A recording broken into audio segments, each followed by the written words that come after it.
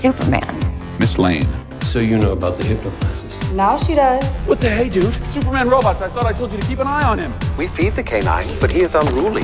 We have no clue what his actual goal was here. I think it's pretty obvious the goal was kicking Superman's ass. Oh, he didn't completely kick Superman's ass. Pretty thoroughly, Clark. You heard it up top. 3 months ago, this podcast was sent in a rocket ship from a dying world straight to your ears, as we're coming up now to talk about the new, the improved, the almighty DCU, because it's the first entry. It's Superman here on Normies Like Us with your hosts, Colin Ipto. Woof woof. Mike's well lowered. And this is Jacob Kent. Cal Cobb. Juice Jor. Cal Cabo. Cal Cobb. That's right. Superman. Your homeworld, Cal Cobb. It was a great place. Blew up though, sadly. Sad. Yeah, we're talking Superman. Finally, the day is here. I've been looking forward to it for a long time. Pretty much ever since they announced this movie, I was like, can't wait to see it and then talk about it here on Normies Like Us. Yes, you're famously very pro DC. You would rather have DC rivals than Marvel rivals. So this is right up your alley. Yeah. You can call me the DC kid. As I mentioned many times on the podcast, I'm a DC boy over Marvel. Always have been. I grew up, of course, watching not really reading comics, but mainly watching the DC animated TV series such as the Batman animated series, and Justice League Unlimited, and the Superman animated series, which was kind of on at the same time as Batman, and then they kind of had a shared universe that came together with the Justice League show. Mm-hmm. So ever since then, I was really into DC, and of course, as you guys know, last summer I did my whole DC animated movie watch, where I watched every single DC animated movie, and that was a lot of fun. So, Jacob, are you continuing? Are there some more of those Tomorrow verses out at all? Great question, Colin. Those anymore?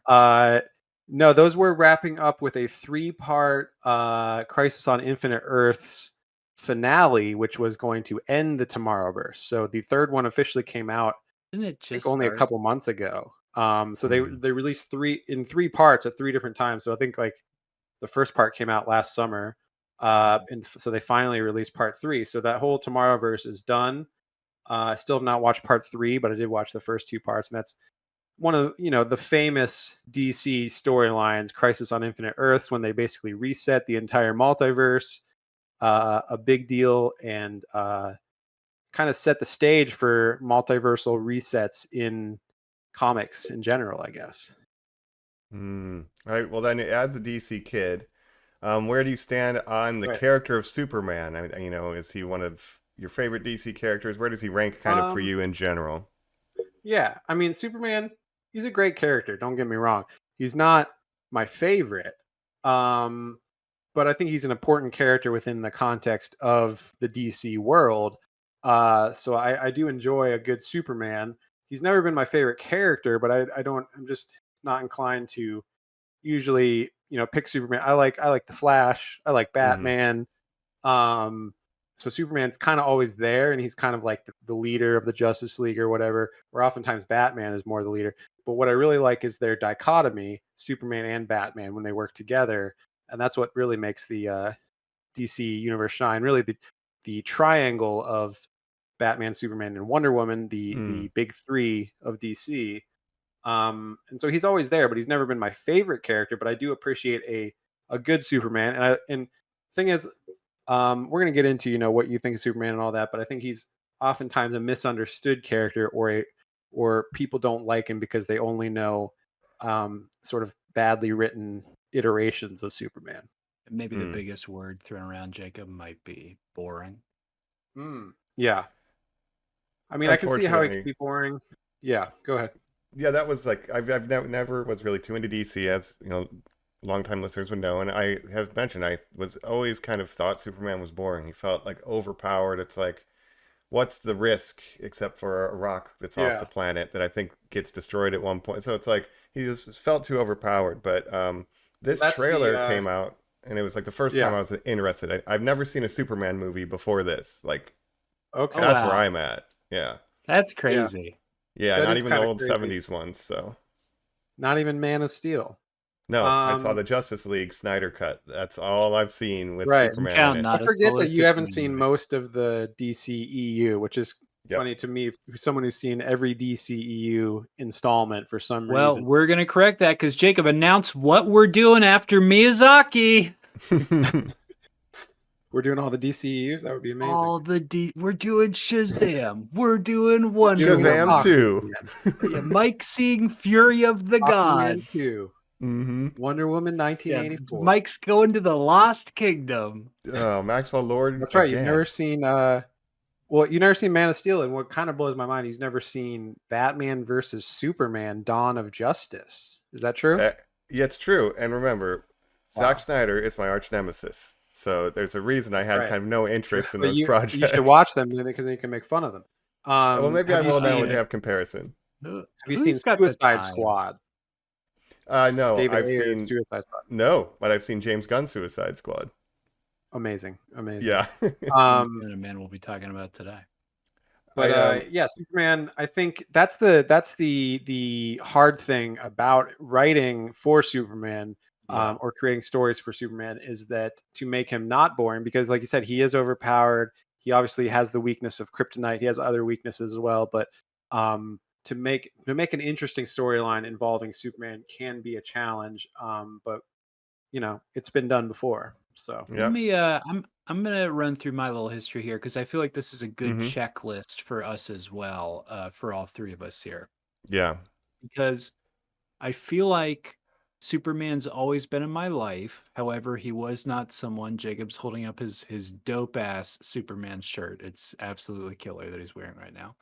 But it's someone who, like you're saying, is not one of my favorites. But just to again kind of show how ubiquitous he was.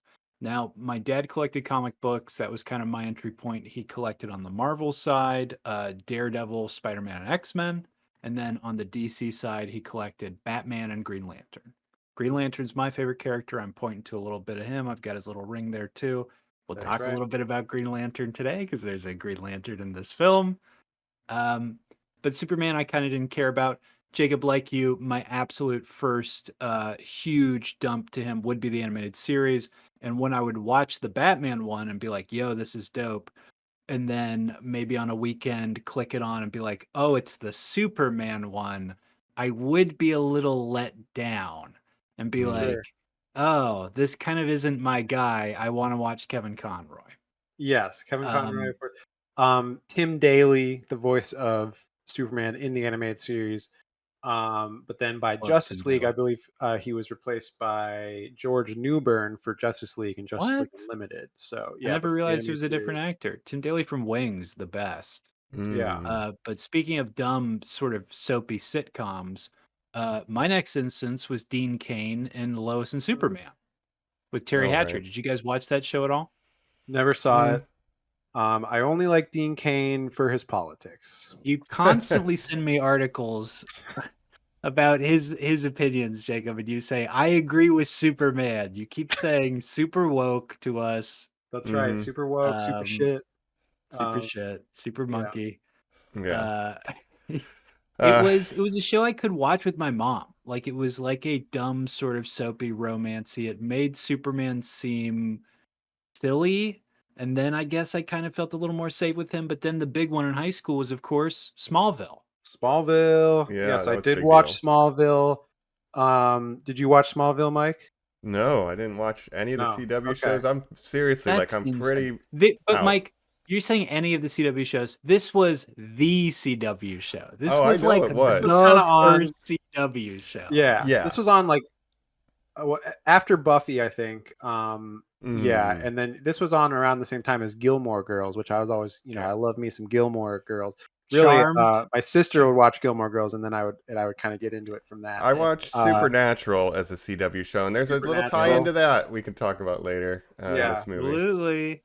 But Smallville, Colin, if you think about it, really was the start of the CW Arrowverse. Like it was the first attempt at doing the Arrowverse, essentially. Jacob, it was so successful in so many ways because mining out these stories for serialization, the fact that they could do a monster a week and like turn their brains off and not have to think by season 4 to be like, I don't know, do we introduce Lois Lane? And you're like, oh yeah, that huge character we haven't even Yeah. fucking talked about yet.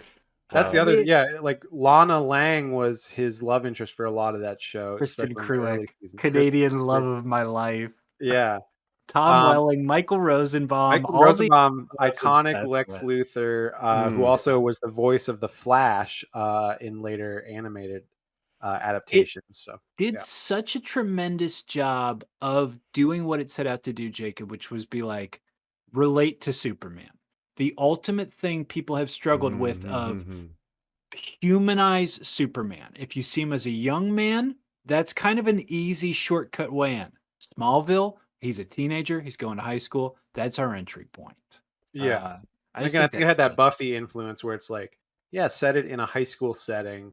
So you have that, you have romance angles and things like that, but also Yeah. he's fighting monsters and And stuff. of course, now we watch these guys' shows, and they are the creators of Wednesday. Ah, Wow. Great. Another yeah, superhero but show. Sort of. Smallville, I don't remember a lot about it because I think I fell off of the last couple seasons because I know it gets kind of they started Yeah. introducing more and more of the Superman lore. I mean, it went on for most of our lives, Jacob. Like I was a Yeah. young man when it started, and I was in college when it ended. There was Yeah, just I kind not of a fell off chance I was like going to keep up with it. no. Once I graduated high school, I was kind of out on it. But by that point, even if I wasn't tuning into the classic Chris Reeves movies, which were not a staple in my household, I had gone to Superman Returns. I had watched all those shows that I just said. I was checking in when things like Young Justice or any of these other animated shows or the entire animated DC universe that Jacob watched through would have cool Superman stuff in it where I'd be like, this character's fine, whatever. And it really wasn't until the Zack Snyder version where I was like, oh, I hate this character. And then I started sort of, reading more of him and I was like, wait, no, everybody has messed this guy up and nobody has done a proper Superman until maybe, wink, wink, today. I think, the Richard Donner movies, they're kind of the gold standard of they created the superhero movie genre even before before Batman, before Tim Burton's Batman, we had Richard Donner's Superman, Christopher Reeve. And then you're right. You also had, of course, we're forgetting one. In 2006, we had Superman Returns, our favorite Brandon Routh. BS director. Kevin Spacey as Lex Luthor. Just a lot of really good guys working on that movie. But that was supposed to be like a Bryan sequel to Singer. the Richard Donner ones, right? Like It's sort of a pseudo sequel where it's like, is this connected? Is it not? But it's definitely tapping into that same sort of vibe that those movies had. And I haven't seen that one in a long time. From what I remember, it's all right. It's fine. It's better than the Snyder era, I think. Bryan Singer again going off, coming off of X-Men, doing Superman Returns. He was pretty hot shit at that time. But now he's just shit. Colin, any thoughts on Superman Returns? Blank Check podcast is going through them right now and doing these huge Superman watches and doing a reevaluation, and they say that is their favorite one, the best one. I've always struggled with that movie. I have the screenplay. It's remarkably written. There's a ton of scenes that weren't shot for the movie that are like fantastic, but I think the actual product's insane. And I got to give it up to my boy, my number one favorite actor, Kevin Spacey. Oh, jeez. Right. He was a good Lex Luthor. Like I as a lunatic, as a billionaire lunatic who's screaming things like "Don't look at me" and assaulting again, working people. with he's good. His best friend Bryan Singer. Who knows what they were getting into party afterwards, after hours, but and Brendan Routh was a pretty good Superman. I'm glad he got another crack at the DC world being the Atom in the Arrowverse. Yes. I was gonna say shout out to Mike's favorite, his fucking role in Scott Pilgrim when he plays the vegan police guy or the vegan boyfriend guy. That's so good. But I love when that's what I know him from most. Legends of Tomorrow, he shows up in the Flash, I think, first as the Atom, and then gets cast in a spin-off of Legends of Tomorrow. But yeah, so there's been a mixed bag with Superman over the years. Of course, we had the Zack Snyder DCEU Henry Cavill, era. who Henry Cavill. A reminder, and Zack Jacob, Snyder did had you a very see that in specific theaters? take on Superman. What's that? Did you see that in theaters? Man of Steel. I'm not. I don't remember if I saw that in theater. I definitely saw Batman versus Superman in theaters the first time. But yeah, it's Zack Snyder had his take on Superman, but not my favorite take. And so I'm glad we're getting this new sort of polar opposite take from our guy James Gunn, David Corn Sweat himself, Corny Sweat. Colin got the popcorn There bucket. he is. It's full. So handsome. I said, excuse me, fill this with the sweatiest corn you have, please. The Sweatiest popcorn sweat. Some sweaty popcorn. That's what you call buttery popcorn. You call it corn sweat. Yeah, popcorn sweat. That's how he made his fortune. Yeah, gamer bathwater and corn sweat popcorn. Yes. Okay, before we get into it, fun fact about actor David Corn Sweat. Did you know his grandfather was the creator of the Choose Your Own Adventure book series? Oh, no. Wow. That's fun. That's so awesome. Choose Your Own Adventure. Did you ever have those books or anything? Oh, sure. Yeah. So I had a Star Wars one that I really loved. That's that's wow. David Corn I had some Sweat's Goosebumps grandfather. ones. That's cool. What Well, good job. What a neat. I mean, that's the kind of nepotism that I don't mind. Where I'm like, I don't know, what's that? Right. Yeah, I don't think encouraging I'm not reading. sure if he got any advantages. Yeah, it's from like that that nepotism. means nothing. He's just a guy who did something. Yeah. I just remember seeing him in Pearl, which got him the role, but we can dive into more of that later. But I am excited to talk about this. It's the only Superman project that I've ever even slightly looked forward to. So wow. And of course, you've never seen any of the animated Superman movies or anything. I've seen the one Justice League Flashpoint or whatever, and that's it. Oh, right. Yeah. Yeah, there's a couple animated installments. I was going to pull up my list. Shout out to what's it called, Jacob? Dark Side Apocalypse War, or whatever, that one that we really like that resets it all. Oh yeah, Justice League Dark Apocalypse War. Crazy arc where he's like, I've got kryptonite blood. I've got like no powers. Yeah. There's a couple solo Superman movies. There's Superman versus the Elite from 2012.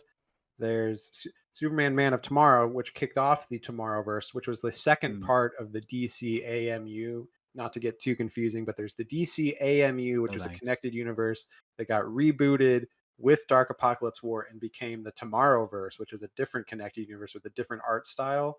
Right. And Superman Man of Tomorrow, actually not a bad movie either for if you want to check that one out. And there's another one. There's Superman Batman Public Enemies. That's an older one from 2009. There's Superman Brainiac Attacks from 2006. That's kind of an extension of the animated series a little bit. Okay. Even has I think I've seen that. Sure. Tim Daly and the voice cast from that one. And there's one more that I was trying to remember. That's also about Brainiac.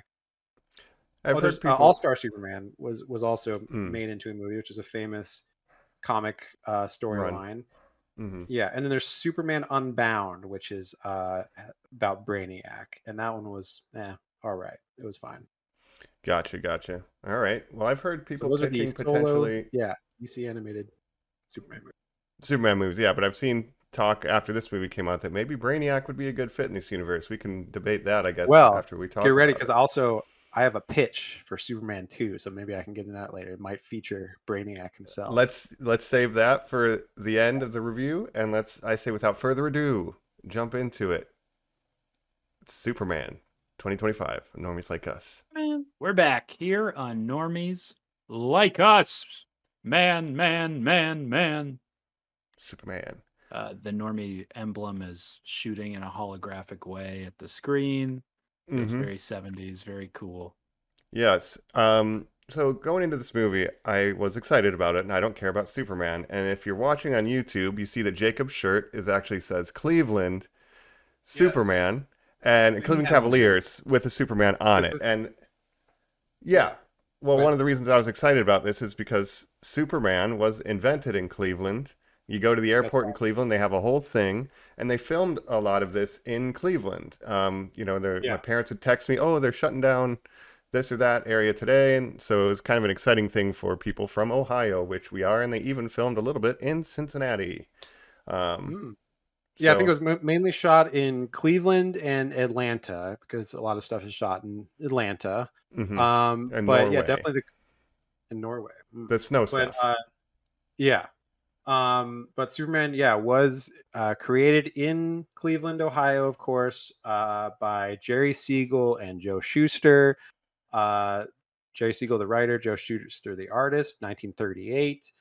And of course, the shirt I'm wearing, the story behind that is it's a Cleveland Cavaliers Superman collab.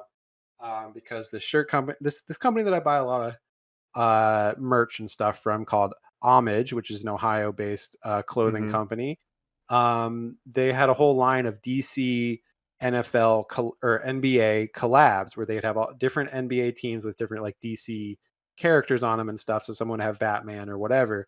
And of course, for the Cleveland Cavaliers, you got to have the man himself, Superman, who was invented in Cleveland. So Yes. I thought that was pretty cool. So I got that shirt, and that's why I have that shirt. But yeah, so Cleveland is birthplace of Superman. The creators of Superman, Jewish American, and now instead of a British guy doing our American here, we get an American Superman, David Cornsweet, and an American Right? Jewish Superman for the first time ever. Is he Jewish? David Cornsweet, yeah, according to the internet. Huh. And Um, his grandfather invented invented those the Choose books. Your Own Adventure. Uh, So I like the that's DNA great. of this movie, and like as a Cleveland son of Cleveland, you know. Oh, starting Yes. out Um, there already. Now, I'll Yes. tell you, because you mentioned a little bit of Cincinnati trivia there, Mike. mm-hmm. The part that was shot there was at Union Terminal. It is a huge train station slash bus depot here in Cincinnati. It's also part of the Cincinnati Museum Center. It is the Hall of Justice in this film. It is also the Mm. inspiration in the comics for the look of the actual Hall of Justice and in the Mm-hmm. old Super Friends comic book. Oh. And the inside, when we see our Justice gang sitting on their couch and using their It's not old our timey name. computers, it's not our Yeah. name. That is the inside of Union Terminal. That mural that is going around was replaced with what I spied as some Justice Society of America members, like Stargirl and Wildcat, it looked like, and things like that. But otherwise, in the real world, it's like a train guy and a Native American. So I Mm-hmm. thought that was phenomenal. And when that scene played in the theater I was at, that is literally one exit away from that museum center, people cheered. And it was very Oh, exciting. that's great. Wow. And it's We that love iconic building with Cincinnati. the arched front. And what's cool is, like again, it was the Super Friends, but if we're gonna get more DC James Gunn movies, that we're gonna see a lot of that building because that's the Hall of Justice. It's gonna be featured Oh, Yeah. hell heavily. That's yeah, very dude. exciting. Bring I'm excited jobs to to talk about Ohio. the Justice hmm Gang, what that could lead to. Um, but this movie, so first of all, David Cornsweet, our Yes. Superman himself. You mentioned Pearl, of course, hmm which is, He's James a Gunn apparently projectionist in watched Pearl. Pearl. Yes, he's a projectionist. In Apparently, part, right? James Gunn saw Pearl and said, "You know what? That guy could be Superman." So thank you, Ty West, for giving Yeah. us our Superman, I guess. It was crazy when Um, Superman said, "I will not live a life I do not deserve," to Lex Luthor. I refuse to live right. that. And Um, David Cornsweet, yeah, I mainly know him from Pearl and, of course, from the fourth lead in Twisters, as we all know, our favorite movie, Twisters. Uh, he was in that, and I was like, you know what, this guy, he could be mhm. Clark Kent.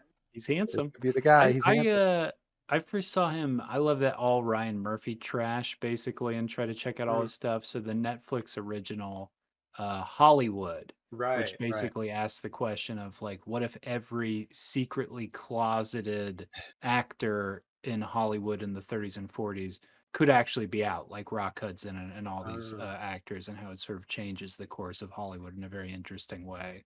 And he mhm. plays a very classically handsome looking guy who looks like Superman, which seems to be sort of what most of his roles were before this. So it's Yeah, certainly in his wheelhouse. but I kind of like that he's a lesser known guy. Like he's kind of up and coming. didn't have a lot of credits to his name. So he's not just like a name that people are pulling like some guy that's already established. So that I think that really helps him in the image of Superman because I don't look at him and think of another role or the actor really. I just see Clark Kent himself. Superman. Yeah, and there's we have also Rachel Brosnahan as Lois Lane, and Right. then my guy from Mad Max. I'm going crazy. Sorry. Nicholas Nicholas Holt, Holt. your boy. So those are our kind of our three leads. But yeah, David Yes. Cornsweet and Rachel Bronson, and apparently, allegedly, got $1 million each or something. And Nicholas Holt was paid $3 million. So like because they're kind of up and coming, Yeah.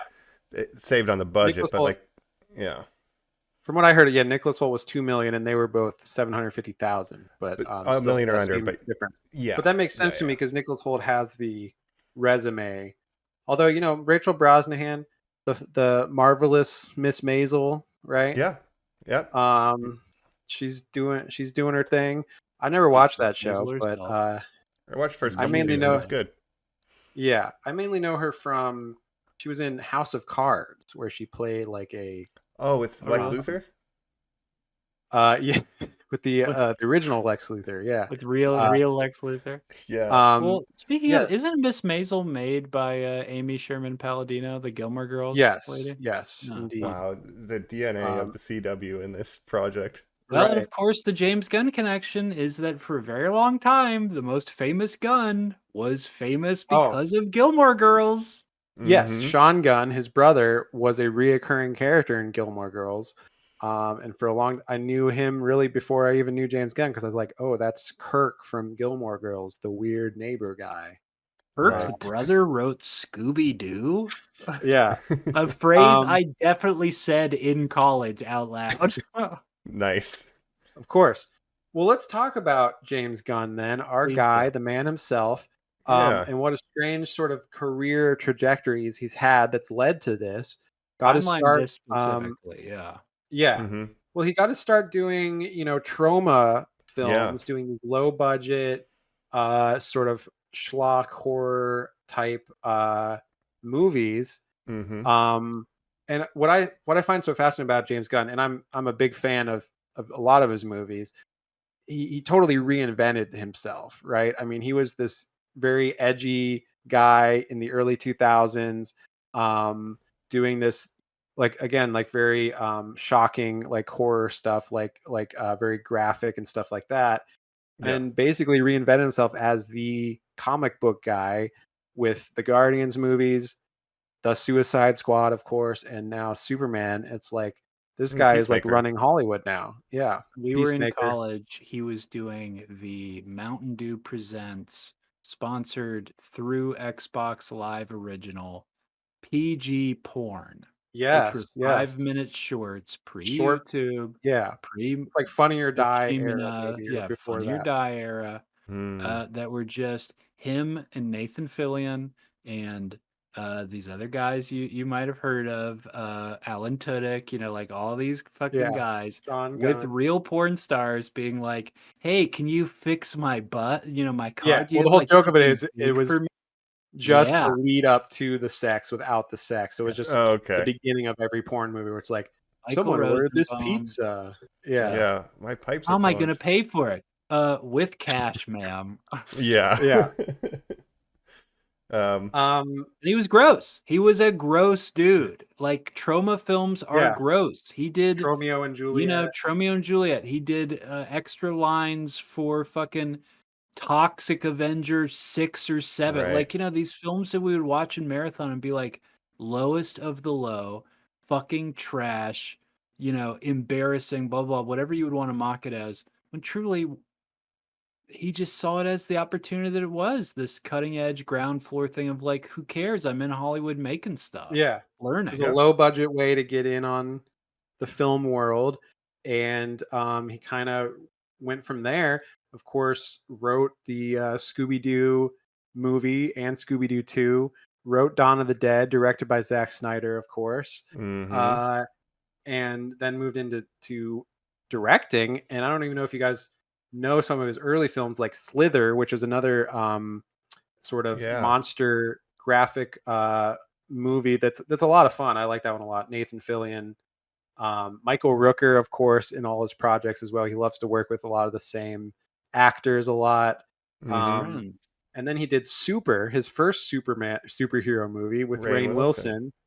And then from there, he got the Guardians job, and that really changed everything. And he became the Marvel guy for a while. And then we can't forget that what led him to DC, let's not forget, is he Mhm. briefly got canceled by right-wing internet people for some old edgy tweets that he had, edgy jokes on Twitter, right? Mhm. Circa 2012 or whenever. From going to a pedophilia themed party. Yes. Making Mm. pedophilia jokes, stuff that probably would not fly today, but in the 2000s and like early 2010s, it was a different time, let's say. And, those kind of edgy Certainly. jokes. If your name was Dane Cook, you could make a living out of Yeah. doing this stuff. What you Yeah. thought for the rest of your life. Little did you know, it was actually quite brief. This is a small window. Yeah. Yep. Right. Before everyone got all woke, of course. All Yeah, before all woke. this bullshit. Yeah. But So that's what I find so funny is that he reinvented himself as like this super like nice guy now when he was doing all this edgy comedy before. But it did come back to bite him a little bit, but actually ended up working out really well because right wing people He's found these the old head of the tweets. studio. yeah, he went They- from being fired to the head of a studio. Yeah. Right. And it's crazy. They found these old tweets. They said, Mhm. okay, Disney, cancel this man. And Disney actually did fire him, if you remember briefly, Yep. from the Guardians movies. The entire cast of the Guardians movies was like, hey, they all like signed a letter saying, hey, give us James Gunn back, first of Pretty all. much that day, we're like, we're probably not going to make this movie if he's not here making it. Yeah. And Disney's Which like, is oh. fascinating. The entire cast, even Chris Pratt, who I normally wouldn't expect to even get involved in that, signed it. Bradley And- Cooper, who again, you're like, does he even show Vin Diesel? Like these guys Yeah. where you're like, he talks to them like twice a year and they're Right. in like a Batista, booth. who loves James Gunn, has gone on record saying like, I'll basically do anything for James Gunn. I love that guy. And so he got fired from Disney. DC called him up, said, hey, do you want to make a movie for us? He said, yeah, I'll do The Suicide Squad. That worked out so well that DC's like, hey, do you just want to like run our studio? Mhm. And at this point, Marvel's like, you know what? Please come back and make Guardians 3 for us. So he comes back, does Guardians 3, and then he's like, guess what? I'm going back to DC. And that's where we are today. So all that led to it's probably the most successful like canceling and uncanceling of Yeah. a person we've ever seen. Right? Yeah, it's pretty wild. Basically, 3 reinventions. Well, 2. Like it goes from Troma to comic book guy, and then from Marvel guy to DC guy. And like Yeah. even he mentioned that like with the post-cred scenes, he was annoyed with those when they put Thor on the Guardians, and he's like, I don't want to make that movie. Just get him out of here. Right. Like this is dumb. So Right. he had other I know friction Thor. creatively with Disney too. You had, and Um, with the Avengers, because they put Thor with the Guardians, which I kind of like Thor's chemistry with the Guardians there, but they also in Avengers Endgame and Infinity War kind of messed with the Gamora Star-Lord relationship, right? Because they kill off Gamora, bring her back for Guardians 3, but it's a different Gamora who doesn't remember her romantic past with Star-Lord. And so he's like, oh, you kind of fucking ruined my whole romantic arc that I was doing for 3 movies. Yeah, Yeah. unfortunately. Now, to focus the dial in just a little closer, just Yes. a little bit more precise here. These jobs are going out of him making the Suicide Squad. And he's getting other offers saying like, what if you looked at this? What if you looked at that inside the DC system? At the same time, this guy named Dwayne "The Rock" Johnson is like, guess what, everybody? The hierarchy of Twitter.com. I don't know if DC you've ever power. heard of this or not, but the hierarchy of DCU is about to change. Everybody said, excuse me, what does that mean? And he said, they're basically about to Black put me Adam, in charge. basically. Black Adam's about to be here. Black Adam, basically the way the world is going to work is Black Adam, Superman, and then Yeah, they're basically everybody equal. else. Yeah, Yeah. like everybody's underneath them. Everybody else is garbage. This is what the DC universe is going to be. That Wow. film fails. And David Zaslav, the owner of WB, through all this weird Discovery merger stuff, is like, fuck all this shit. James Gunn, do you want to be in charge of this? And there's this whole thing of people being like, wait, but Henry Cavill did the post-cred in Black Adam where he was like, you better not be Hey, making Black Adam. Superman because I'm about to be back. Yeah. Mm-hmm. No, that was sort of the last dying gasps of the Snyderverse, the DCEU, which the writing was sort of on the wall with that, where it was, those movies were failing left and right. Shazam 2, one of the worst box office for any of those movies, I think. Just a complete One of the worst movies. flop. Truly horrible. Yeah. It looked bad. Then you had Black Adam. Black Adam, not even a terrible movie, just a very generic, average superhero movie. I It think. seems like it's The Rock having a mental breakdown as you're watching that movie, and you feel very stressed out for him watching that movie. But all that is happening, and he's made his film, which, people forget the post-cred scene of Black Adam is James Gunn's wife, the character Amelia Harcourt, or whatever her name is, from Yes, the that's right. Peacemaker show, coming and being like, we're here for Project Black Adam. Like some dumb bullshit. Like there was stuff happening. The Peacemaker show's happening. It's literally featuring scenes where in shadow, it looks like Henry Cavill's flying down. And then you have Jason Momoa and Ezra Miller saying like, we're this Justice League. And you're like, okay. And then it's announced that he's taking over this, but he's still going to do things like Creature Commandos, which is a show he already had lined up as a cartoon. And then he drops the bomb of, by the way, in a first ever, or maybe not. I mean, maybe like in the old school, truly like the start of Warner Brothers days. Maybe Jack Warner, one of these insane maniacs, did this. But James Gunn goes, here's the thing. We'll be kicking off a whole new universe, a DC universe. Whatever Robert Pattinson's doing with Batman, don't you worry about that. Don't you worry about these other things that are going on. This multiverse I'm about to cook up, I am in charge of. I am the head of this studio. No one can say anything to me. It's me and Peter Safran, my business partner. And that's fucking it. And He's guess like what? Kevin Feige. Not only am I the Kevin Feige, But he's but also the directing. first movie I'm directing and writing, and it's Superman. And you're like, what? No, it was a very ballsy move. And to be like, we're resetting canon, except for parts of canon that I like, and we're not resetting those. So like, it's this weird like half reset because you have the Suicide Squad. This movie. You have the Suicide Squad continuing from Suicide Squad. Of course, you have Margot Robbie as Harley Quinn. But you have I just said Blue Beetle, a film no human being has ever Beetle. remembered. But it's canon. Zolo, our boy. Mike loves Zolo, so I like Zolo. He might. The Blue Beetle there. That was one they mentioned. Like, he might be coming back in the DCU. And that was, I think, the last official movie of the DCEU was Blue Beetle, because that was like made as they're like, guess what? This universe is dying, but we got to get Black Beetle. Not to correct you, I believe it's Aquaman 2, because I believe Jason Momoa was like, did you hear they offered me a new role in the DCU? And people are like, you're promoting this movie, which is a DC movie.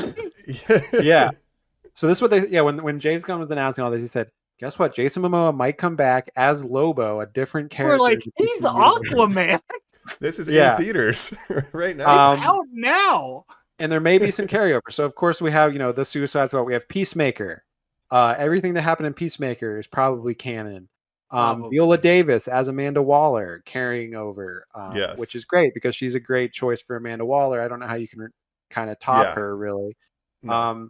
There was rumors of, Gal Gadot's going to get a new Wonder Woman movie. I don't think that's happening. But God, Margot, we're never giving up on Margot. She's an anchor being. Margot, she is. Harley can transcend multiverses. She's too important.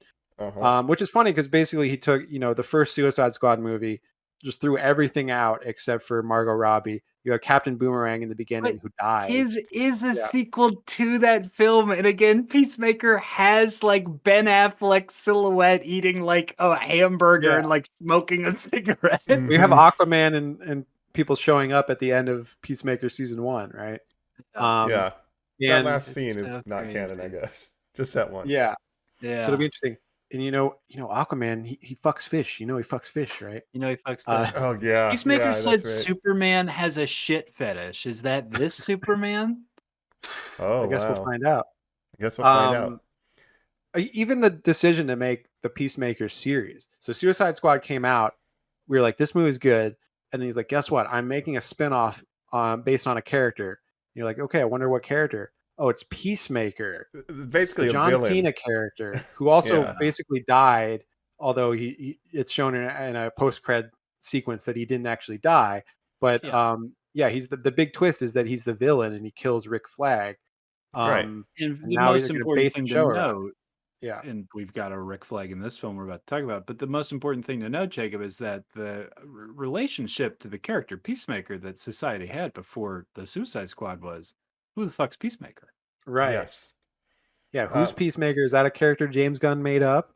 No, it's a real character, but he's doing a lot more with it, obviously. And Peacemaker And- season 1 was pretty good. It's one of my favorite shows. I all love of it. Yeah. I am Vigilante. obsessed with the Suicide Squad. I think it's one of the best You movies are. ever You made. love the Suicide Squad more than Yeah. anybody, probably.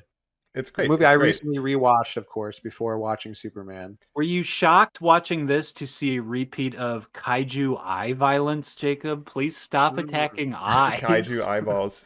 And that's Oh. what I wanted to, not the eye violence, but the journey to making Superman, my worry was James Gunn is very good at taking a Peacemaker or a Polka Dot Man or the Guardians of the Galaxy or the Lesser-known Suicide Squad. characters. These unknown Absolutely. characters, ragtag group, bring them together and make them popular. So to tackle the superhero, I was a little bit worried about how that was going to go. interesting- A lot is riding Yeah. on this movie.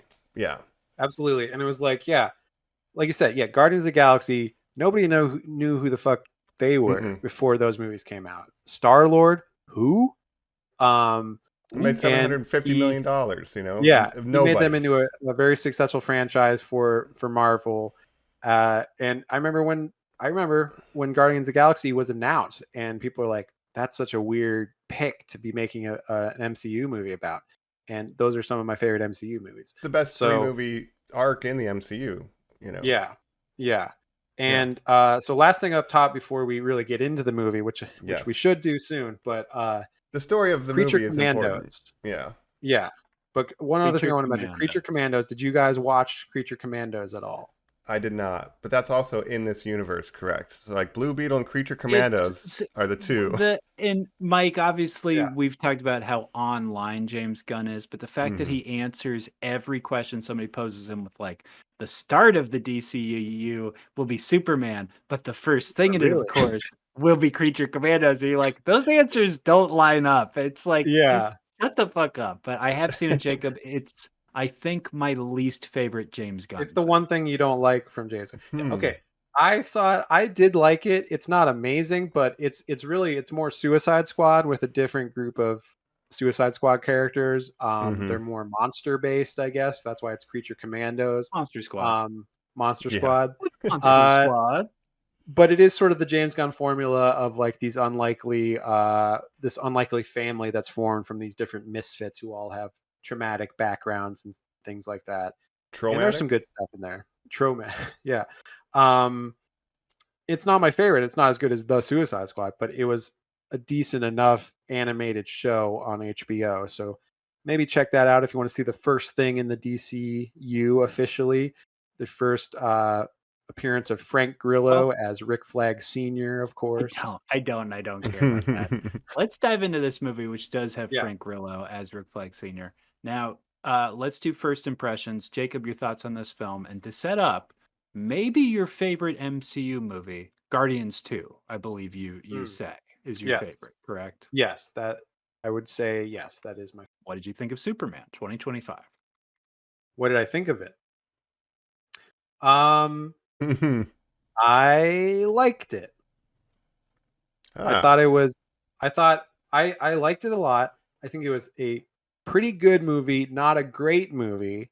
Not an all-time great superhero movie for me, but a pretty very I would say a very good movie, not quite great, but what I like about it is it's setting up this universe that I want to see more of. Hmm. I want to see a Superman 2. I want to see Justice League. I want to see more characters within this universe. It's really setting up this established world already, as we'll get into with the opening crawl and all of this stuff, where metahumans are already known about. Superman's been around for a couple years already. So we're skipping the origin story, which is a big thing. James Gunn is all about, like, in this day and age, we don't need origin stories anymore. We don't need to see Peter Parker getting bit by a spider. We don't need to see Bruce Wayne's parents getting killed in an alleyway. And we don't need to see a little baby Kryptonian coming to Earth and all that stuff. We already know those Little things. rocket ship with a little red cape on the rocket ship. Right. Yeah. Yeah. So forget all that. We're just going to jump in media res, as they say. And overall, I did like it. So I want to hear your guys' opinions. Mike. Yeah, I would agree. I like that it just throws you into this universe, and it's like, okay, I want to do that. I guess I liked it. I didn't love it, but there's things that I love about it. I love the cast. I love the themes and the messaging. I just don't love some of the execution, but I like the characters. I like kind of the energy behind it, and I like the universe. So there's things that I love about it, but it's a little sloppy, I think, in the script. But what do you think, Colin? Okay. Hey, boy, I'm shocked that I'm the highest on it. I absolutely adored it. Oh, great. I really liked it. I found the script to be the strongest part for me. I've always admired Whoa. James Gunn as a screenwriter.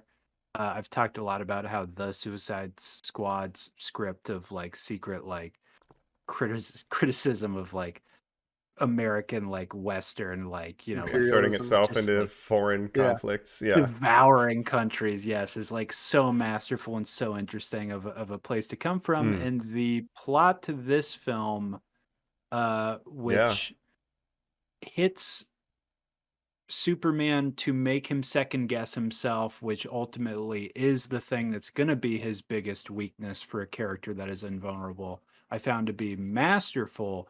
And in the third act, when essentially I'm watching, the lava from Minecraft be sucked into a black hole, Right. and I'm watching, an evil doppelganger be like kicked away, and a code's being put in to stop all this.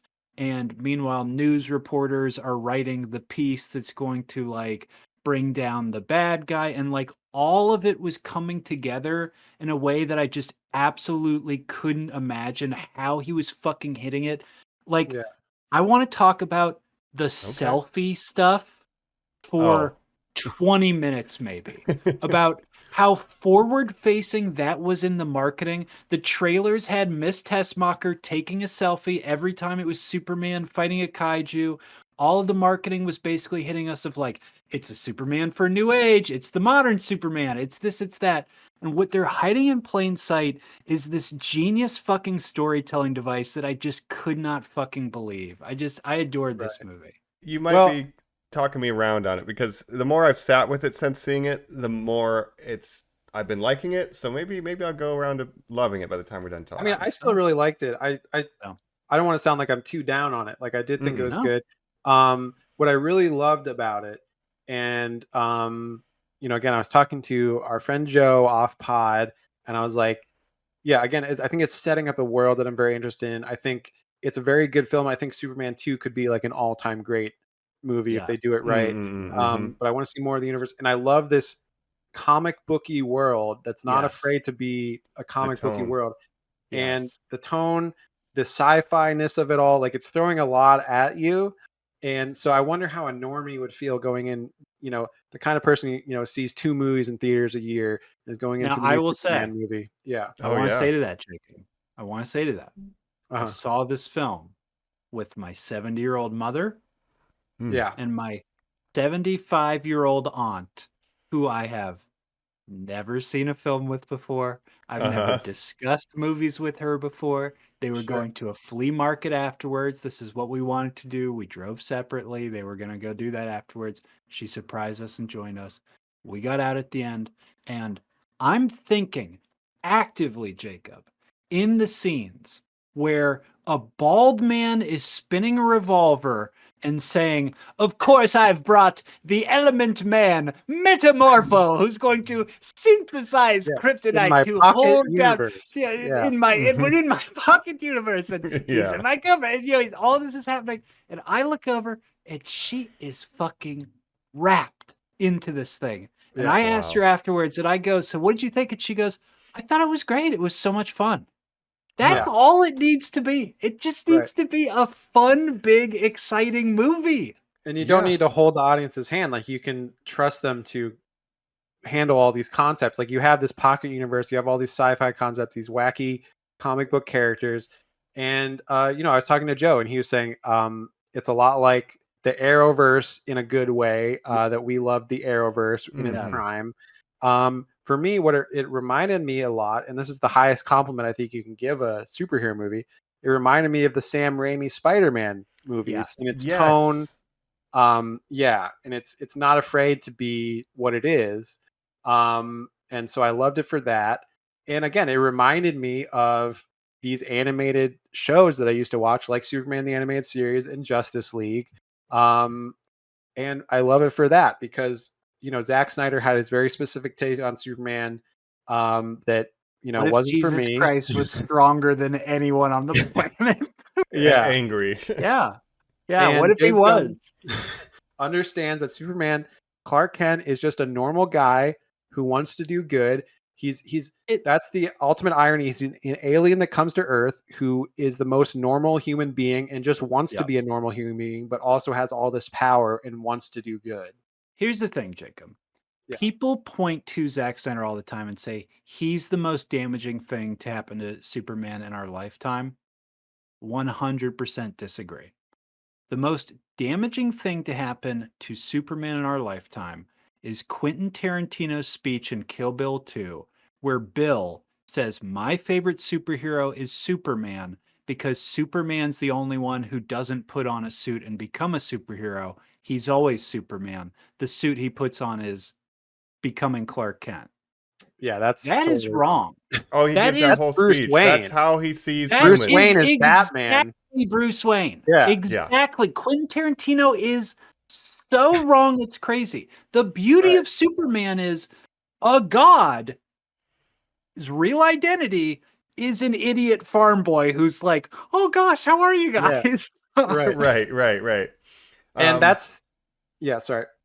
No, just that speech too. He says, because that's how Superman sees us, is weak and brittle and shitty and stupid. But that's not what Superman is. Superman is just a nice that's guy. totally Yeah. misunderstanding Tarantino of what Superman is. staring at Uma Thurman's feet while he writes this speech. Yeah. Yes. No, that's totally wrong. And yeah, what's so great about why does Superman and Batman work so well together? This dichotomy of the two characters of DC. It's because Superman is an alien that comes to Earth, is raised by two rural farm people in Kansas, and is raised to be just a good person and care about humanity, versus Batman, Bruce Wayne, whose parents were killed when he was young, traumatic events for him. He's a normal human. He's a rich elitist, though. Yeah, but he has this whole cynical worldview. So you put that against Superman, who's the eternal optimist and sees the good in everything. And this movie, this is what I love about this movie. It takes it to the extreme where he's really unwilling to like sacrifice any life. Like, he wants to save everything, even down to a squirrel, right? He saved a squirrel, a dog. A dog, a squirrel. Yeah. Even the kaiju he's fighting, when the Justice Gang show up, he's like, "Hey, can we not kill it? Like, we could take it somewhere and like just contain it or something." And so he's just a good guy, and he just wants to do, he wants to be a good guy, but he's also the most powerful person in the world. So he's, this movie just totally nails that about Superman. Yeah, and I love the comic book tone. Again, full spoilers for this movie if you're listening, but I like that it is hopeful. Remember Star Trek Strange New Worlds? He talks about radical empathy. That's the Superman, and I love it. And with the state of the world, like, I like that they're absolutely pointing to hope, and it is a hopeful message. Kindness pretty obvious. a kindness superpower. is punk rock. I Yes. think it's pretty obvious that the log line for James Gunn, his entry point was writing out on a chalkboard, kindness is punk rock. Like the Yeah. way he writes this Superman, it is radical in our day and age to have Mhm. empathy for your fellow man. And that's horrifying, but it is true. Yeah. Yeah. And again, to contrast that with Zack Snyder's Superman, Henry Cavill, who's this Kevin Costner aloof says, god. maybe you should let them die. Mhm. Don't save me, let me die. You know, I'm your father. You're right. No, like Zack Snyder doesn't understand Superman at all. And all these other, you know, Homelander, all these like, oh, what if Superman was evil? Like they don't Mhm. understand what Superman is. This is what Superman is. And for James Gunn of all people to get that, again, the career transformation from early James Gunn to be like, actually, I'm the kindness is cool again guy. Guy. now. I'm gonna Yeah, save once he went Hollywood. Super Saiyan Kindness and all is his hair cool. turned Yeah. white. Once, Yeah. He went woke and his hair turned white. Yeah. That's right. once he went Super Saiyan, Mike, he unlocked all that power. All that empathy. God bless him. So I It's love that fascinating. about this movie. Yeah. Yeah. Yeah. That's helpful. And the other thing I love about it, if we can talk Yeah. about the casting again, I love it. the main trio, David Cornsweet as Clark Kent, Rachel Brosnahan as Lois Lane, Nicholas Hoult as Lex Luthor. Chef's kiss. Impeccable. Perfect casting. Perfect. I mean, this whole Perfect. movie, like I loved all the characters, and like there wasn't a character that I was like, I'm not Jimmy really feeling Olsen. it. Like, Guy Every Gardner, character I was is like, great. yeah, I was I like, like Izondo as Jim Wilson. I'm gonna do about 40 minutes. Yeah, on it. perfect So casting again, again. get ready, listeners. This will be a long one. Now Yeah. on that core trio, we talked about David Cornsweet. Fascinating, great. Mhm. Rachel Brosnahan, again, somebody I'm not super familiar with. I loved her in this. The little Mhm. character details, being a sugarholic, you know, just a sweet Yeah. junkie, just so fantastic. just nailing the Lois Lane. Now, And their Nicholas chemistry Hoult, together. this is is a very incredible. hot movie, and I do enjoy Yeah. that. And it's also a movie where they basically are a loving couple who's maybe gonna break up, and that's like Well, they're also in a like weird not stage shocking me. Yes, because of their like relationship. think of They've it, been it dating just a seems few like, months. but it's like such a natural, normal relationship that I also kind of like Yeah. enjoyed that humanization. And again, to compare it to the Snyder, where it's like Amy Adams, great actress, Not a human. had no chemistry with Henry Cavill at all. Like it was bizarre how little chemistry they had. They don't Um, let Henry Cavill play Clark Kent as a human being, as any. Yeah. He can't. How could he have a relationship? How could God have a relationship with Mary? Like it doesn't Right. make any fucking sense. Right. But Mhm. And they don't. Yeah. real but quick, Lex the Luthor. the third triangle to this is Lex Luthor, the Nicholas Hoult of it all. Mike, your boy from Mad Max. Now we Mhm. all know the story. It was him and David Cornsweet neck to neck to be Superman. This press tour has been a lot of this conversation. Nicholas Hoult has repeated this story over and over of I did my audition. I thought it went very well. I walked out. I went into the next room and I bumped into this guy wearing the same thing as me, a Superman outfit. He was a couple inches taller. He was thicker. His hands were as big as my head when he shook Beautiful them. head of His hair. voice was deeper. His hair was good. And I thought, well, this guy should be Superman. Still, like, so like he very Yeah. self-admitted, like, but the meta commentary of the Lex guy Luthor. who envies Superman more than anything is the guy who perfect. couldn't play Superman. It's Yeah, it's that's almost incredible. like, is this what he's going for? It's such a well-written character in that the end of this film is literally him saying out loud, yeah, you're right. The plot of this movie didn't matter at all. I'm just trying to do it so I have an excuse to kill you, you Yeah, I just moron. hate you Yeah. so much. Say you. Nicholas Hoult as Lex Luthor is so good in this movie. Like he's easily to me the best Lex Luthor that we've ever had Easy. in a live action or any version of Superman. Like you can make the argument with David Cornsweet. I think he is Superman. You can make the argument Christopher Reeve. No one will ever top him. See, People yeah, love him. prototypical. But for Lex Luthor, like literally, this is the perfect encapsulation of what Lex Luthor is in this movie. It's insane. He is approaching Kendrick Lamar levels of hating. Like he's the only human being to get close to hating something as much as Kendrick Yeah. hates Drake. Yeah. Well, the online's turning on him. He throws that out early on, and then the reveal later of like, I'm in charge of all the online hate. Like, Of all it's these truly, monkeys. he's lost his Yeah. mind in such a Yeah. good, positive He way. is the And biggest that's hater. truly Lex Luthor's motivation, is that he truly believes that he's better than Superman in every way. And he can't understand why everyone in the world loves Superman and doesn't love him in the same way. And that drives this hate for Superman that's just all encompassing for I Lex think The it's way that you beneath walk, me. the way that you talk. Fucking PDF man, more like. Yeah. That when he says Galileo and Da Vinci and has disdain that their names Yeah. will be mentioned in the These same guys. breath as him. Yeah. I will say, I did feel like he's the biggest hater, right? And he's a villain, but like I did feel some empathy, sort of, just where he's like, I am trying to exceed the very limits of my humanity because Yes. you barely, and like, so he spent his whole life on this thing, and like literally he is like the smartest fucking person ever. Like he is at the top 0.001% of humanity, and he can't even come close. I find that interesting. And that's why He's he's pushed so his limit. Mad, he's like yeah. this dumb fuck idiot from Kansas who's not even from the planet Earth. He's an alien that came to Earth, and he just thinks he doesn't have to do anything. He just thinks he's better than all of us, and that just drives this hatred. And Mhm. Nicholas Hoult plays this role perfectly. It's fascinating. Like Nicholas Hoult, a great actor, like a great resume. One of the now most under his underrated, belt. you think, right? Yeah. Again, our Skins alumni, we love him. Mhm. I always want big things for him. He's never the number one guy No. on the thing. Nope. Right. But he's always great. Like you said, Mad Max Fury Road, Nosferatu. Nosferatu, The Menu. He's done comic book stuff before. He was Beast. He was Beast. He was He was Beast. Beast. He's not the only X-Men alumni in this movie, too, but we'll get No, he was. He was Beast with the guy in this guy who movie. played man. Darwin. That is a Yeah. fascinating point. Yeah. So he's done the comic book thing before. Eddie, so funny to pop into your craft services. Do you remember when I was Beast and you were what was your name again? Darwin. Justice Oh, for that's Darwin. right, you were Darwin. First class, baby. But yeah, Nicholas Hoult always maybe underappreciated, never, the main thing in a movie.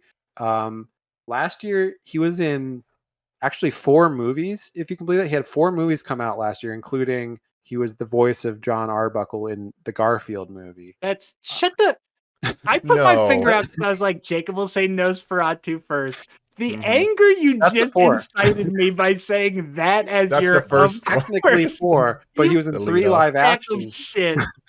He was in, of course, Nosferatu.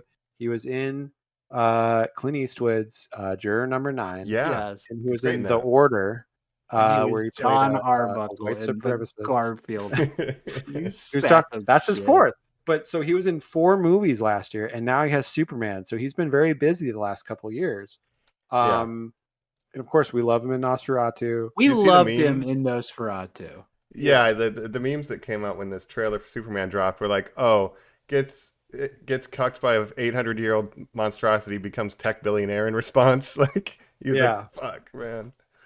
He is playing Elon in this film. Basically, Right. Elon Bezos. Yeah. Yeah, which is what Lex Luthor has always really been. And he is one of the smartest people in the DC universe. Another one of the smartest people, Mr. Terrific, also in this movie, of course. Right. Eddie Gathegi. And Eddie Gathegi, Who I again, love.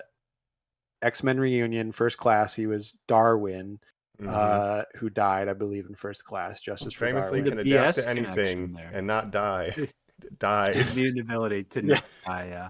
The Right. BS connection there, of course, is that BS produced and directed the first episode of Yes. House. Do you guys remember that Eddie Gathegi was a Oh. character on House? No, I don't. I know him from that show, I believe, Startup, where he plays like a Haitian gangster, and he gets into a tech startup with Adam Brody or something.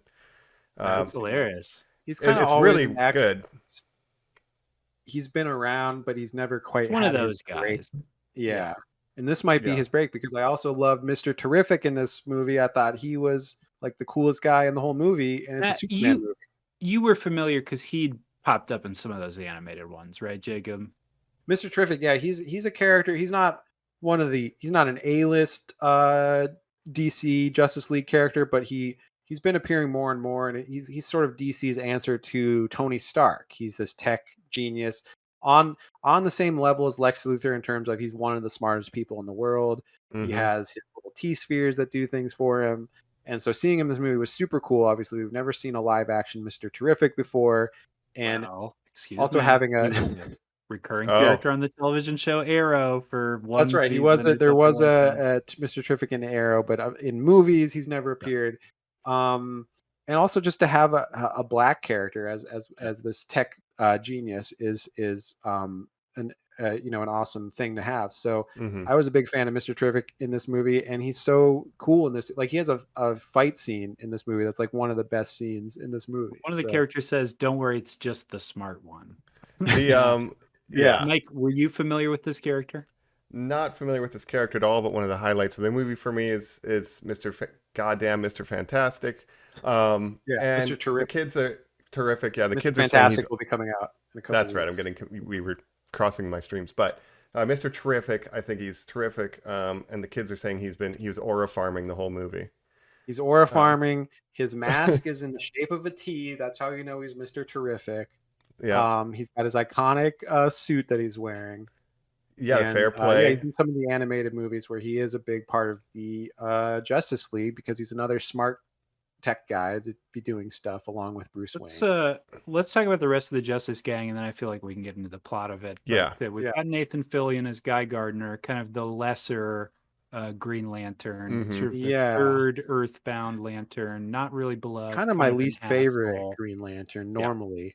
Guy Gardner, Nathan Fillion, not one of my guys either. So. Nathan Fillion's always been my guy because Firefly. Ever since Firefly, he's been my guy. I love Firefly. And so I always like when he shows up. And of course, a long-term guy for James Gunn. Yes. Mm-hmm. So he uses them a lot. And yeah, it's interesting to go with Guy Gardner in this movie. I have so many questions about like the Justice Gang in this movie and like what's going on with that. That's not our name. Of course, we do know pretty soon here we're going to be getting Lanterns, a show on HBO featuring two other Lanterns, Jon Stewart and Hal Jordan, probably more known Lanterns, especially Hal Jordan, who's sort of the main, he's the Barry Allen of Green Lanterns. Then you have Jon Stewart, who was really popularized by the Justice League animated show in the 2000s as he was that Justice League's Green Lantern. And I'm very excited for that show because you have Aaron Pierre, who's going to be Jon Stewart, and you have Kyle Chandler as Hal Jordan. So very good casting. Clear Eyes, Full Hearts, Can't Lose. My Darkest Night, Clear Eyes, Full Hearts. That is how that That's right. And the way it's been pitched is it's going to be a True Detective-like show where they're these two lanterns are investigating some kind of crime. And that sounds like space cops, right? Space crime on Earth. Space crime on Earth. Yeah, the whole Lantern Corps is going to be very interesting to get into. People don't know how like cool Green Lantern is because they're only familiar with the Ryan Reynolds movie. The one time they tried to make a Green Lantern movie, and there's so much cool Green Lantern stuff. Lantern Corps. Colin, you even said Green Lantern's your favorite DC character. We'll never get all this stuff. I would love if this whole thing led to like Brightest Day, Blackest Night, like the biggest event ever that crossed over to the whole DC universe, to the whole spectrum, the Lantern light spectrum. But I doubt that.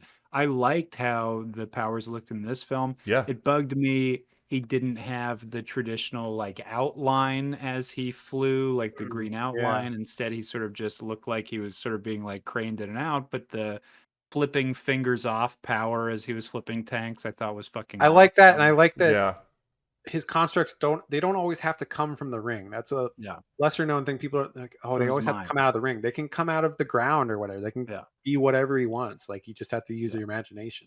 Yeah, I liked his power use a lot. Even just to block the windows, so he could talk to Superman in that one scene with all the bystanders. Yeah, which was cool. And again, Guy Gardner, an interesting choice for this movie.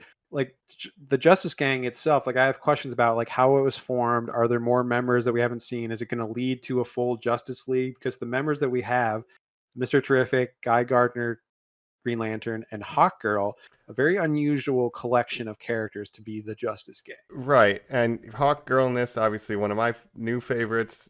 Alien Romulus, Yeah. Isabella Merced, born in Cleveland, by the way. Was that true? Yeah, so Clevelandite. But girl. also I did research on Hawk Girl because I didn't know anything about this, and there's two different Right. Hawk Girls in DC Yes. at the same time. So very Hawk Girl obscure has stuff. maybe the most convoluted backstory of She's all. Like had Psylocke. different origin Yeah. stories because sometimes she's an alien, sometimes she's like an ancient Egyptian Egyptian or Egyptian. something that's reincarnated. Kendra Saunders, I think, is the best known one. I think that's who she's Which playing. this is a different Yes. one. No, she's playing Kendra. Oh, is she playing I Kendra believe she Saunders? is playing Kendra Saunders. Yeah, I think you're right. I Yeah. get my lore mixed up. But yeah, a weird character. Sheer. Yeah, I don't Right. believe so. And again, the Okay. Justice League animated show, she was one of the main cast of the Justice League animated show. It was Superman, Batman, Flash, Wonder Woman, John Stewart, Green Lantern, Martian Manhunter, and Hawkgirl. So she's got her famous mace. She's got her hawk mask. She Her flies wings. around. He her wings. screeches a lot in this. What did you think, Mike? Screeches a lot. Yeah. I liked how goofy that was. It was comic book, yeah, like just doing hawk screeches. We see in her like bedroom when she's watching TV at some point. There's like an ancient Japanese painting of a hawk. Like she just likes collecting hawk-related items in her room. Very silly. Yeah. Now she commits Again, a war crime, Mike. What did you think about that? Oh, when she kills kills Benjamin Netanyahu, that was super Netanyahu. sick. When she That's my favorite. overthrows a fascist dictatorship. What did you think Yeah. about that? I'm not I loved it. Superman. That's one of my favorite parts. Um, cut to an Alka-Seltzer. Isabella Merced, of course, The Last of Us season 2. Going on a stand out heater. for us in that. Going on a heater. Alien Romulus. Now, do you guys remember? Of course, she was in that Dora Explorer movie. Right. She was in the worst Transformers movie, the last You've night. told us this. Mhm. That is one of those things that's hard for me to retain. Because when you Yeah. say that, I'm always like, what one has a scrappy little girl? Like I can't remember any of that. Yeah, it's the 5th one, I think. The last night. sure. She's in all these movies as a young girl, and I didn't even realize it. And now she's becoming, a more known name. Of course, she got some superhero training in the incredible classic film Madam Web, where she played Oh my Anya gosh, Corazon. she was a Anya big- Corazon. She is Madam the Web. Spider Girl with Sydney Sweeney, of course. Oh, yes, you're right. forgot Yes. about that. So she's everywhere now. And Yeah. but yeah, she was in Transformers. She was in the Dora the Explorer. And now, of course, she's Hawkgirl. And what I like, so she gets this casting that's huge for her. We get Eddie Gathegi in here, and so it's like when you get on a James Gunn project, you like to think you're probably going to be okay going forward as far as work is concerned. Like you're part of the gang now, so I'm looking forward Right. for their futures. I both think of she those was already characters. okay. She was in, she's in Last of Us. She's in Alien. She's doing great. And that was a thinking about that, Oscar-nominated Mike. movie, by the way, Alien Romulus. Yes, Special it was. effects, but But you get to this set and you're like, oh, I've only got like 4 lines in this script, but you're so right, Mike, of like, yeah, but that's for this one. Or like when people were pointing out to David Cornsweet about like, he only made $750,000, and it's like, for this movie. one. He's about to do 10 of these things. Yeah. And guess what? By Again, I movie think this 5, is he starts getting the money. yeah. Mhm. I think this is really setting up the world, and it had a lot to do to set up this world. So we're kind of thrown in again in the middle of this world, Yeah. and again, I think it's a very good movie, not quite a great movie, but it's setting up what could be a great connected universe. Yeah, and right before we jump in, this is my kind of criticism, I guess, with the script, or maybe the attention, is we do have a lot of these weird little characters, a Guy Gardner, a Mr. Terrific, a Hawk Girl, and a lot of time, especially with Mr. Terrific, there's a lot of time on this movie spent with some of these characters, and it's like, I really like them almost the most, but that's just James Gunn doing James Gunn stuff. I still like Superman, but it's like he's leaning on it. It almost feels like a crutch. Like I need to have some weirdos in here because I know how to do that. I don't know if it was like a hesitation or. Well, again, it's Might it's be a just his Superman movie, style. but it's a Superman movie within this universe that's setting up all these other characters. It's setting up the whole universe, and so yeah, I kind of feel you that like sometimes it's like when it's focusing on Mr. Terrific, and you're like, wait, is this a Mr. Terrific movie or is it a Superman movie? I love those sequences, but yeah, it has a little bit of Yeah. attention deficit going on sometimes. But I think it's got that. It's similar to the Marvel movies where it's like Captain America: Civil War. not really a Captain America movie. It's a stealth Avengers movie because Iron Man is like the second lead and it is like it has a big of Yeah. a role as Captain America. You have all these other characters, but it's part of this larger world, and I think that's what the DCU is trying to do. They're trying to sort of emulate the MCU in that way, where it's like you don't understand all these metahumans exist at the same time. They interact with each other, and what I kind of loved about this movie, it's sort of showing just a couple days in the life of Superman, the people he runs into, the people he talks to at work. Both Essentially, the jobs. Justice Gang are like his coworkers, right? So of course Yeah. he would have scenes with them. And apparently, the original structure of this film had title cards of like day one, day two, and it was structured in a way where it's like 4 days in the life of Superman. And I It guess has they an tried to cut obsession those with cards. numbers. You talked Yeah. about the crawl at the Mm. beginning that says 300 Three. years ago there were Yeah. mutants. 3 months or 3 years ago, Superman or 30 Came out years to the ago, world. Superman came to this planet. Yeah. 3 years ago, he announced himself to the world. 3 minutes 3 ago, minutes he got ago, his he ass kicked lost for a the fight first for the time. first time. Yes. Yeah. And I like that this is where we start because they give us a 6-minute like extended preview and we see Spider-Man he comes getting his ass kicked. Crypto takes him to the Fortress of Solitude, and when you see that, you're like, oh, this is like right before the third act turnaround, surely. And so to open the movie with that, I think was that's the first scene really smart. My problem with the movie is that what was I about to say? Well, I just 3 minutes ago he loses his first fight. You Yeah. don't like seeing this stuff. You would prefer to see the setup. Well, I had a thought and it just like completely went out of my mind. Well, let me say this while you work on that. yeah, Like, you know, I was criticizing a little bit of the attention of this movie, but it did have a job of being a fun Superman movie and then, yes, establishing a brand new universe that has all these corners that we want to explore. And it's successful in accomplishing both of those missions. So I think, like Jacob said earlier, Superman 2 that can then focus on a Superman story could be an absolute banger. Yeah. Yeah. To me, it's like the Christopher Nolan Batman movies. Like when Batman Begins came out, I was like, it's a pretty good movie that could have a really like an all-time great sequel, The Dark Knight, which is an all-time great Spider-Man movie. 2. Spider-Man 2. Yeah, so oftentimes the sequel is like the best one where the first movie is kind of setting up the world and stuff.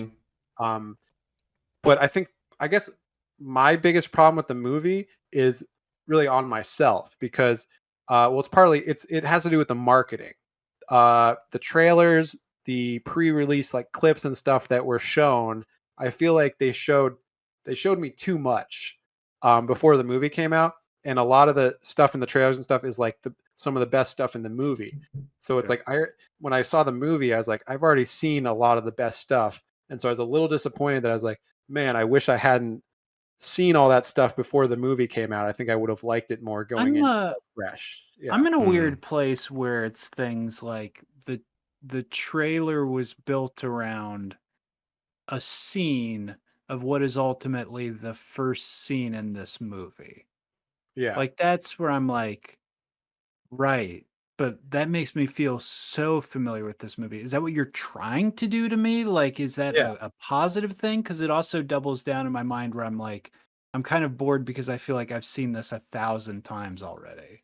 Exactly. That was the problem. Like I watched that trailer so many times. It was a great trailer, but then I was like, wait, all the best shots from the movie are in this trailer, of course, because they want to advertise the movie. But it's like, I wish I had seen less going in. It was more fresh to me. And so I was just so hyped from the trailers and marketing that I was a little like nothing could have met my expectations, which is why I think it slightly disappointed my expectations, but that's on me. And like, yeah, that one clip. You wanted like Doomsday or something like to come out at the end or something? Not necessarily. I just wish I had gone in more blind and had seen some of those shots that are in the trailer, or just the crypto stuff, like crypto, take me home. All that stuff would have hit harder probably if I hadn't seen it already before seeing the movie. But I know when that clip came out, Colin, you were kind of mixed on it. You were like, when they go in the Fortress of Solitude, you didn't like the robots and that. I didn't like how silly it was. I like all the tone of this film. I don't think for a single moment it's too jokey. the second line our lead character says is, "What the hey, dude?" What the hey, dude? Yeah, Talking I What the love hey, a dude? dog that he's mad at. I love that he And guess talks what? that way. It's Yeah. great.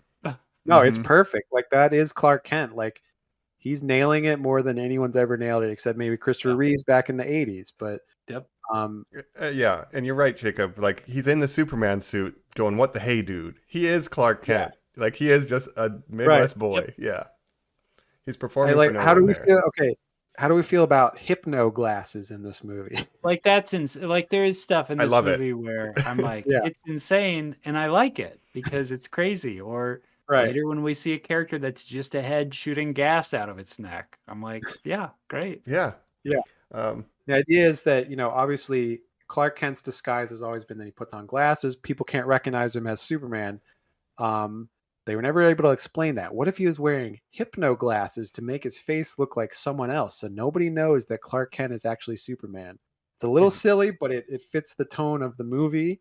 and it's part of So the I like it lore. for that. Yeah, Yeah. like that's in old I don't even know if comics. it's an established part of the lore, It if it's just is. something that made sense.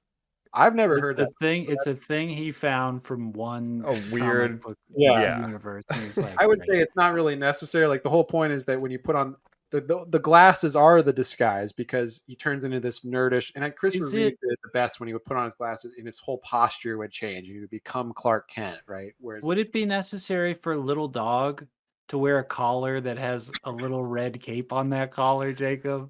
Yes. yeah. Well, Yes. Crypto. Let's talk about Crypto because there's a lot of Crypto in this movie. There's a lot of dog stuff. Yes, there And is. some people might say there's too much. I liked all the dog stuff as a dog person myself. Of course, I've got little Sadie, my Crypto. Hmm. So all the dog humor I was really enjoying, but I was also thinking like, if someone who isn't into dogs, like, would they like all this dog stuff, or they'd be like, man, it's too much with the fucking dog? He is once again, he's looking at the stuff that's come before him. And even the Chris Reeves stuff where Superman's alone, he's got no one to bounce off to, he's got Lois. Otherwise, he just goes to the Fortress of Solitude and he's like, please, Marlon Brando, give me some answers. And like a recording goes like, you need to do this, my son, or whatever. All this like weird stoic stuff. The Man of Steel, like brooding maniac. Yeah. James Gunn's entire fucking entry point to this is don't emphasize the super, emphasize the man, the humanity. What do humans have? Friends and coworkers, those things Jacob said, people to talk to, people to interact with. All the other stories that kill Superman's dad, we're not doing that bullshit. He needs to have parents, palpable parents in this movie because he Yeah. needs to have a relationship with them. They He has call a him up. relationship. Yeah. They There's a talk to him strong all the time. foundation. Yeah. He has a relationship with a little dog because guess what happens in the real human world? People have dogs. This is Yeah. this is again, it's so genius for him to be like, we're the audience for this is fucking 8-year-olds and Colin's 75-year-old aunt. They're all gonna love, this spectrum of Superman and this fucking adorable super dog. And he's fucking Yeah. right. Yeah. Again, yeah, Crypto, an established character, of course, from the comics, but never really seen in a live action adaptation of Superman.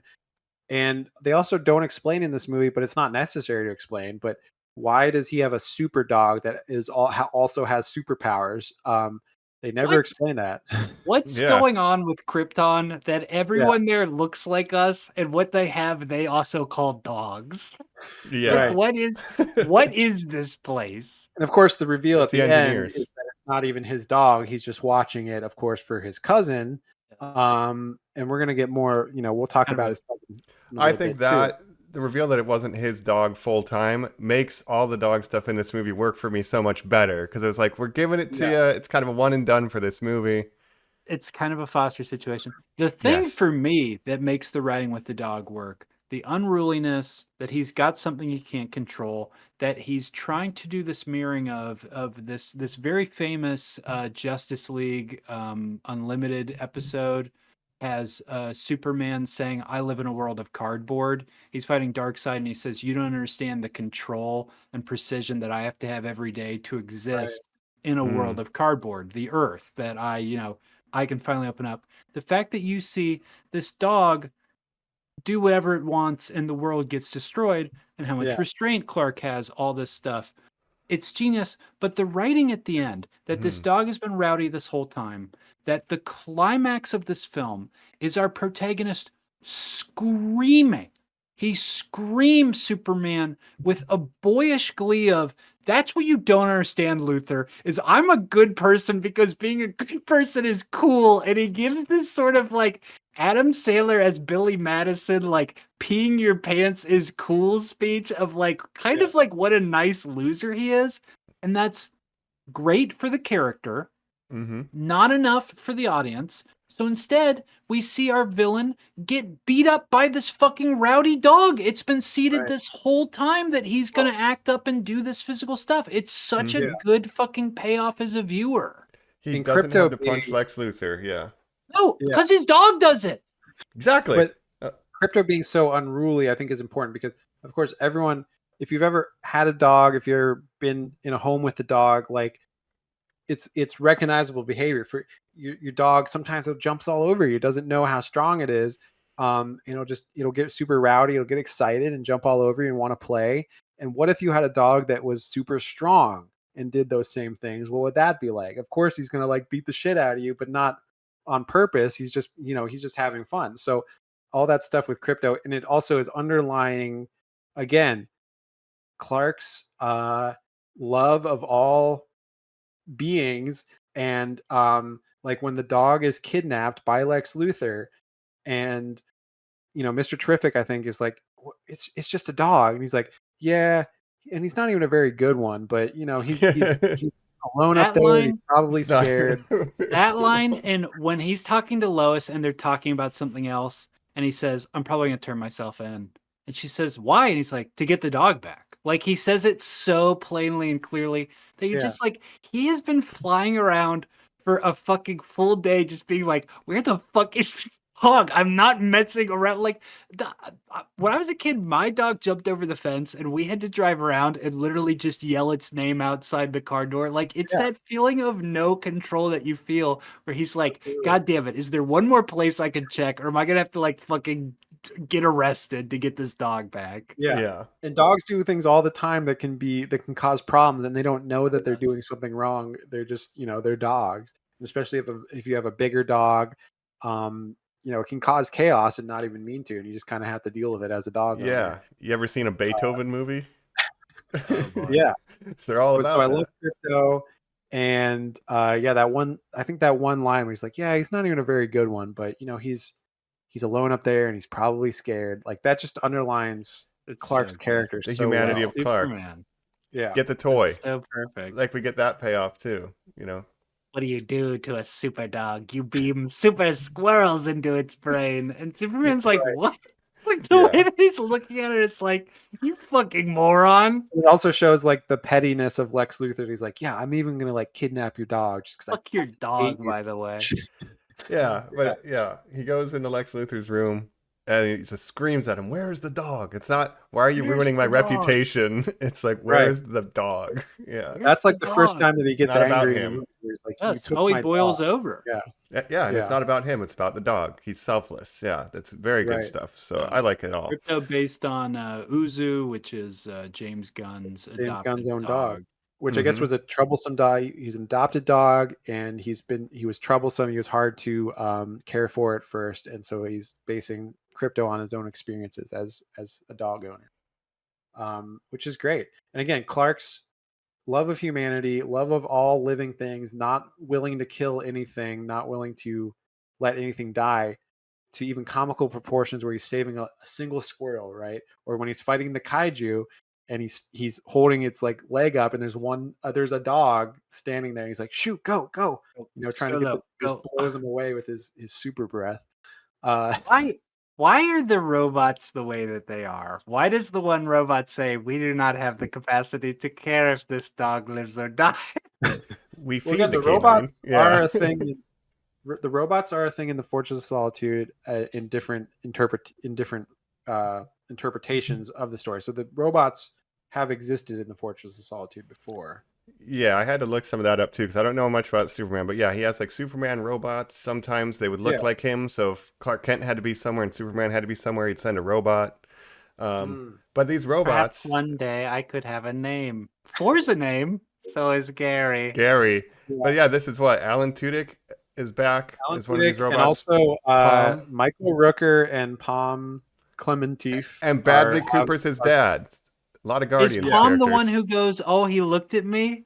I believe so. maybe. Yeah, and I know Oh, Michael that's Rooker good. is one of them because he always has to have Michael Rooker in his project. That's really cool. I didn't know that. Then yeah, So Bradley Mike just Cooper said, yeah, plays here's the big Jor-El. thing. So we've Yeah. got Jor-El and Lara Vaughn, I believe their names are. Mm. This is Bradley Cooper and Angela Serafarian. We've seen her Westworld.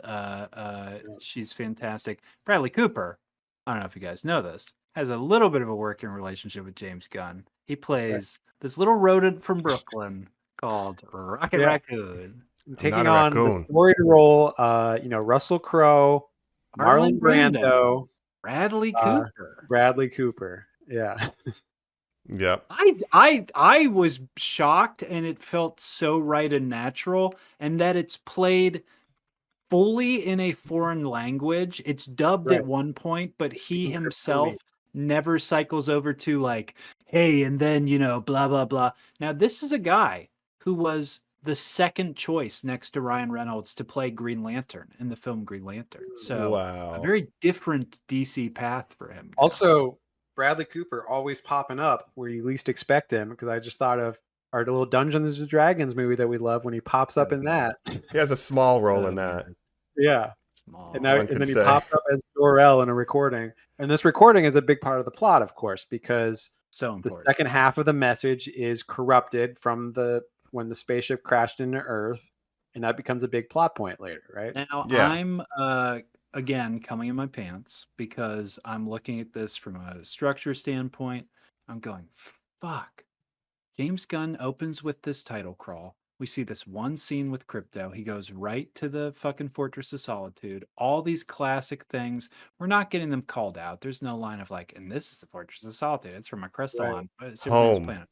Instead, we're getting words like home. We know this Mm. is Superman's home, Mike. We Yeah. get there, and a robot says, Oh, would let's you like play the thing that play your calms him. This parents? is a setup thing. And what it is the story of Superman. If you are an idiot, and in Jacob's words of like, we can skip the little rocket ship are like too hard for you, guess what? We're going to have a guy fucking say it out loud. He's just going to say that part of the movie to you, and the audience will go, oh, that's exactly who Superman is. But that is that, and I'm going like, wow, what a shortcut. What a fucking shortcut Yeah. to put in your screenplay. That's such sophisticated storytelling. The fact that it is the main plot point of this movie is this recording, I Yeah. was shocked later in this movie. The Yeah. reveal is somewhat controversial because it's changing to a certain degree the backstory of Superman or the backstory of the Kryptonians and why they sent him to Earth in the first place. Yeah. But again, this is all I- first 5 minutes too. It's very efficient. Yeah. I don't disagree with that it's a change, but I do really like it. I really like it because it reaffirms like the message of what it means to be Superman. Like he's a Midwest boy, Yeah. not Kryptonian kind of thing, And right, in yeah, it's sort of showing, oh, Kryptonians, they're not all just nice people like Clark is. They might have a more troubled past or something, but because the end of the message is corrupted. He's never seen the end of the message. He's only seen the part where they're like, yes, we've sent you to Earth because We love We you. love more you. than Yeah. Stars and sea. yeah, Yes. Stars and you can go to sea. Earth What is and this? do good there, and he doesn't see the second part of the message. We'll find out later where they're like, and guess what? You can rule over the whole planet and have a harem of women A secret harem. that will be Yeah. your wives. This is, but specifically the language of where it flips over where Bradley Cooper says, and if I were you, what I would do is rule. You will be strong. You should bend everyone to your will. You should Yeah. make sure to get rid of anyone who would oppose you. And Angela Seraphin quickly says, and take many wives. You should spread your seed Spread your as seed much because as possible they're trying to for keep the Kryptonian more race. mighty Kryptonians. Yeah. I fucking love this. And I've seen all these people go, why would you do this change to make Jor-El evil? That I Not gotta that he's say, guys, evil necessarily. Yeah. exactly. I'm drawn back to our fucking 28 years later conversation where so many Hmm. people were like, wow, Aaron Taylor Johnson, he's such a villain. He's making so many villain choices in that. Where it's like, no, what he's doing is wrong, but he's making the choices of a parent. Yeah. Same thing for these two who are literally like, we're sending our son in a spaceship to God knows Our where. planet is destroyed. Our advice to you is survive, rule Yeah. if you can, have many wives if you can. Like that, like Planet of Krypton we is want destroyed. the best for you, is what You're- they're saying. And Yeah, you're later, maybe the it's- last Kryptonian. You want to keep the race alive and spread your seed. Yeah.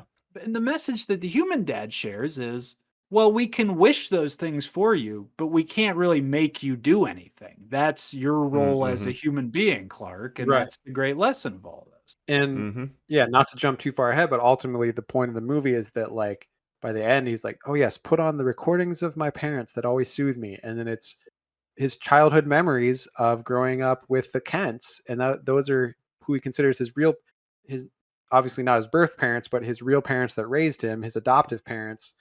And that's sort of, it's the nature versus nurture thing, right? It's like if Superman, and again, this is a comic storyline where, what if Superman was raised in a different situation? Would he turn out differently? What if he was raised in the Soviet Union and we get Red Sun? Yeah.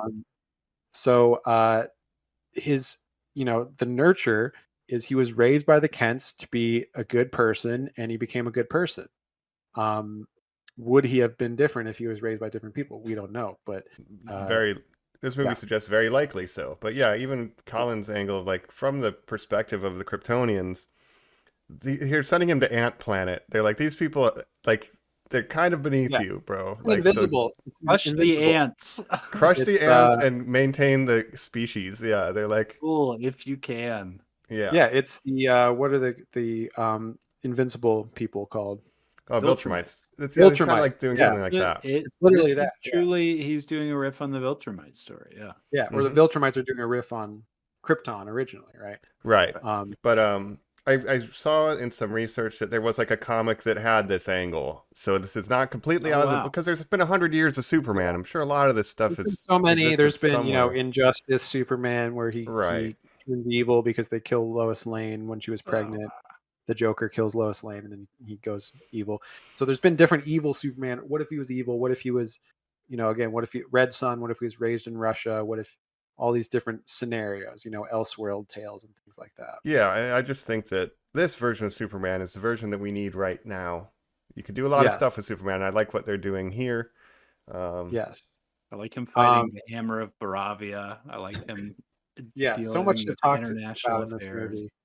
Yes, let's talk about so again, dropping us in media res, but Superman has just stopped essentially an invasion. And again, these are not real countries, Baravia and Jaranpur, but they're obviously, and this is where the politicalness of it all gets in, but these are obviously an allegory for some real life situations that are happening in the world today. Superman on our list now of films more political than a film called Captain America: Brave New President. Yes, 100%. Red New President. Red New Hulk. This is very much commenting on real world events. Specifically, I feel like it was very much commenting on Israel and Palestine, right? And Russia and Ukraine. You could also say, Russia Ukraine. and Ukraine. The fact that, so essentially, a country that is an ally of the U.S. is going to invade a country that isn't an ally of the U.S. It's had a sort of a checkered past with the U.S. and maybe has its own problems in its government and things. And Superman decides to go over and stop this invasion because people were gonna die. As he says. What'd you do? And I punched a couple tanks. Nobody died. Nobody even got hurt or anything. So it's essentially, to me, yeah, it's also Russia and Ukraine, but I feel like the basically Moravia being a U.S. ally is a very Right. important thing. The Israel of it all, where it's like, yeah, he doesn't care, he doesn't work for the U.S. government. He doesn't give a shit about what they're doing, like if it's in the best political interest of America. He's just doing it because he's trying to stop people from dying. Like he doesn't There's want one character in this film who's making so much money from selling arms from America to this allied country. Yes. No, and I like so he that stops about this Superman. invasion. Yeah. Well, just the simplicity of I wasn't representing the government. It's just like it was the right thing to do, because I think a lot of people see stuff happening in the world and you think there is a clear right thing to do. Why can't it get done? And it's because of bureaucracy. So Superman just flies over and does it and kind of gets in trouble, and that gets the ball rolling. Bureaucracy, or just the America doesn't want to stop the invasion, because it's like America is not stopping Israel from bombing Gaza, and Israel, even though that's clearly the right thing to do, right? Yeah, It's Superman would stop that. trillion times more complicated. But the childlike naivety of Superman and what did you do? Well, I picked up the president. I flew him to the desert. I put his little butt on a cactus, and I said, "Knock it off." And then I smelled his pee-pee, and we went home. Mm-hmm. You're like, and you think that stops international conflict, and it's like, right. Yeah, Well, this is the I'm here. I pushed him against this very childlike. Lois, right? So this is the scene where Lois, he's like, interview me as Lois Lane, and me as Superman. I'll give you an exclusive. And she's doing her job as a journalist, and she's really kind of going at him about this. And it reminded me of Captain America: Civil War, because that actually similar idea of the Sokovia Accords, right? Yes. Oh, Captain America. So basically, because of various events Avengers have been involved in, there's collateral damage. So now all these countries in the world want to oversee what the Avengers are doing. And so they have the UN, Sokovia Accords. Iron Man wants to sign it in his group. Captain America refuses. Like, no, we don't need government oversight. Like, I'm Captain America. I do what I do. I don't work for the president. Just like Superman is saying, like, I support truth, justice, in the American way, but that doesn't mean I work. Obviously, I'm a good guy. Yeah. Yeah. And Lois is saying, well, maybe there should be some kind of oversight. Like, you can't just do whatever you want because you're the most powerful person in the world. Like, obviously, that wouldn't be a good, if you weren't this super good guy, like, that could have some very bad consequences. So it is an interesting philosophical argument there. Yeah. But I like that the Big Blue Boy Scout, this naive angle where he's like, it's just, it was the right thing to do, so I did it. What do you mean? Did I talk to the president? No. Why should I have to? Yeah, I really like that kind of. But he is kind of naive about it, because it's like, you are interfering in global conflicts, geopolitical things that you may not have all the information about, and you're doing something that the American government doesn't want you to do. But you're claiming to represent America. And he's like, I'm not representing anything. I'm just representing myself. And so I could kind of see it's a very interesting conversation, because I could see Lois Lane's arguments and I could see his arguments, and I don't necessarily agree with either one fully, but because I think if a Superman were to exist in our world, I would want some kind of oversight, because you can't just trust him to be. Otherwise, you get a Homelander. Right. Yeah. But you would want him to drink Brandy's peach tea. You'd want him to go to a Senate hearing. Again, this is a lot what Batman versus Superman: Dawn of Justice is about as well. It's just not. It's just done in a very different way, where Batman's like, Superman can't just do whatever he wants. It's done in a way where you feel like mothers are both named Martha. So it's done in a way where you feel like the main character is a person, or like an active participant in the film, opposed to Man of Steel, where the not an alien who lead is an idea. I think it's really smart to do it with Lois and Clark too, like in their apartment domestically. It becomes kind of a relationship moment for them too. Again, he's sort of surprised that she's grilling him so hard. It's like, this is what you wanted. You wanted to be interviewed by me. This is what I'm doing. This is on the record, Clark. That part's not on the record. Right? Obviously not. You have to say off the record before you say it, Clark. Yeah. Well, what about hashtag super shit? I know it makes you mad. Oh, really? All this is great. Again, their chemistry is great. the stuff where he says, "I'm making your favorite breakfast for dinner," and she says, "Your favorite's breakfast for dinner." He goes, I love "Yeah, because it's great." Yep. Again, it feels like Superman would like breakfast for dinner. He He would. feels like such a child. We skipped over the Daily Planet stuff. I loved it. I thought Beck Bennett as Steve Lombard filled it out. Lombard, Having Cat characters like Cat Grant, Ron yeah, True. having Jimmy Skylar Gazondo as Jimmy Olsen is one of the secret weapons of this film. And when a character later says to him, "Are you sure? Didn't you that one time say that my foot looks like somebody dropped shrimp cocktail on the floor?" I I laughed in such a way where I was like, this movie's incredible. Yeah. Mhm. Obviously, the running bit with Jimmy Olsen in this movie is that he's somehow this crazy chick magnet where People every want to girl fuck is in him. love with Jimmy Olsen. Jimmy Polson. You know? Yeah, Yeah. which is a running bit, but it's also one of the biggest plot points of the movie, Yes. considering that It's part of it, yeah. You think later he's going to pick up a prostitute and you have no idea what is going to happen. And then he bumps into a character who's been in a lot of the scenes in this movie. And you're like, this is how they're tied together? And again, I was so shocked by the screenplay choices. Yeah. I want to And again, mention in the compared Daily to- Planet, well, just Oh, go ahead. just the setup too. Like they're talking about how Superman got beat up. He got his ass kicked. He's like, I don't think he totally kicked his ass. But Lois pretending she doesn't know that Clark is Superman. I like that. Yeah. Yes. Like while at work, we're gonna pretend that I don't Right. know. I do like Clark Kent's. He has the Gen Z haircut when he's Clark Kent. Got the brown Yeah. playboy. That's right. Got the hypno glasses. Got the hypno glasses. But yeah, the Daily Planet stuff never been done right before in a Superman movie because, again, to compare to the Snyder verse, Jimmy Olsen in that world was like a CIA operative who's killed in Batman versus Superman for some reason. Mhm. That's not Jimmy Olsen. Jimmy Olsen is like his best bud, Daily Planet The guy. wackiness of this world where a black hole is opening up underneath the earth, splitting the city in half, and there's an earthquake going on. People in this building are screaming and crying. Our two lead reporters, Jimmy and Lois, are giving a corkboard presentation to Perry White, the editor, Wendell Pierce from The Wire, Yes. Jacob's favorite. Mhm. Oh, Uh, I was about old school style, with crazy, draw strings Yarn. to go, this is this, and they're explaining this whole conspiracy. And he goes, "Great.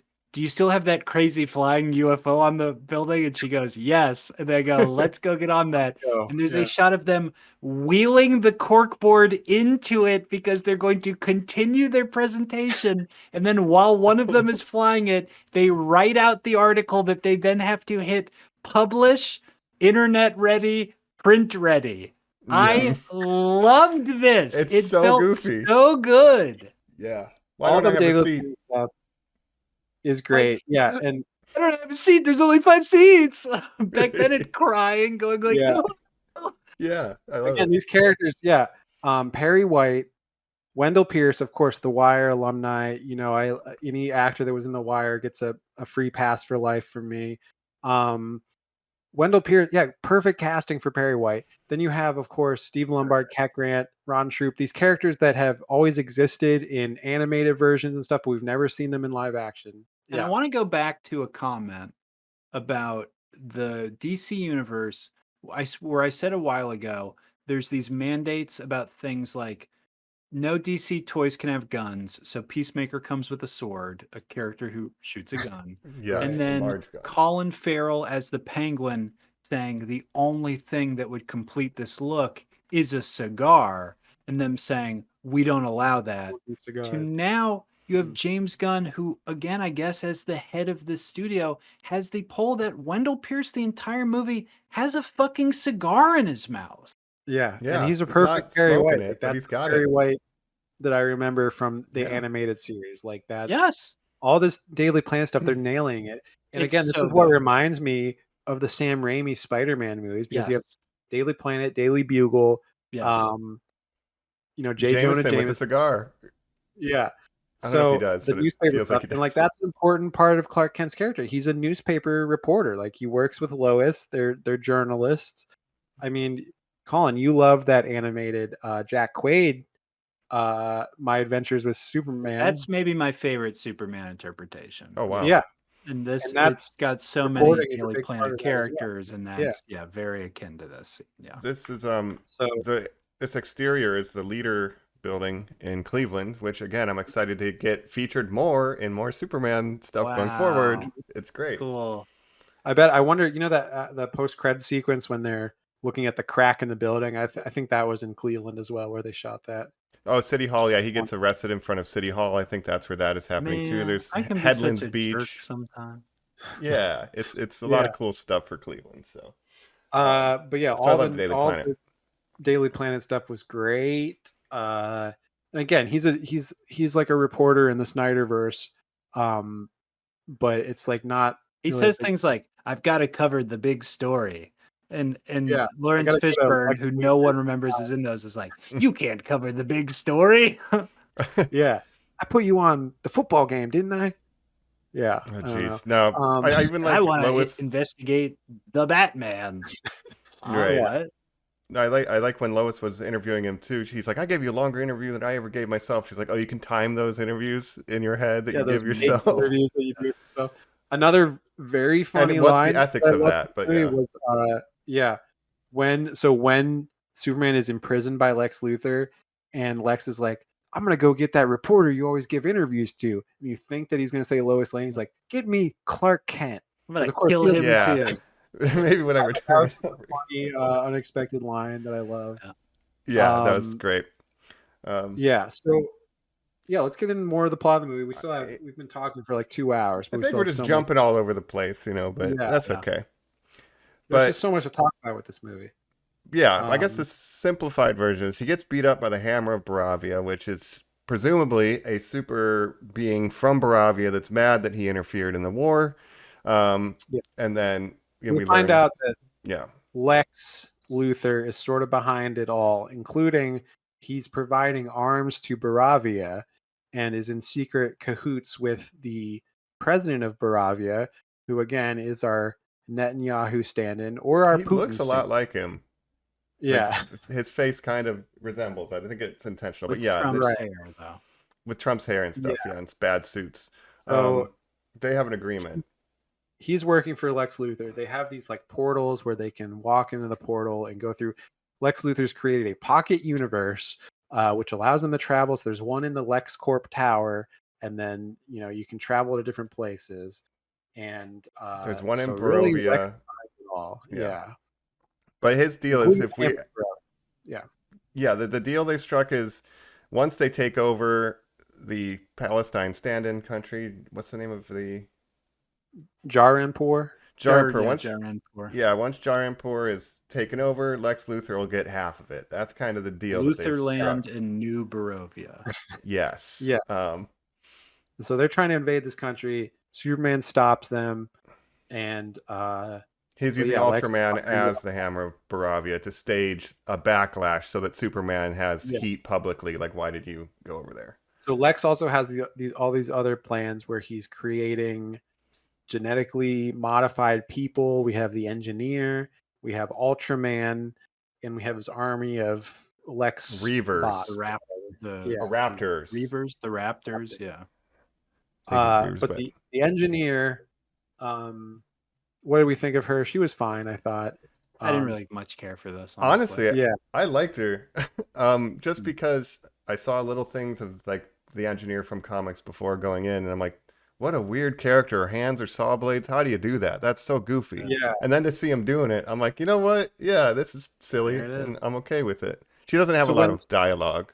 When she walks on her Right. hands and then makes herself flip, I was like, I guess that was worth doing. Yeah, guess she's it's kind of like a alright. Terminator, right? Where she can just like She's the T-1000. do Yeah. stuff with her body. With But- just nanobots, yeah.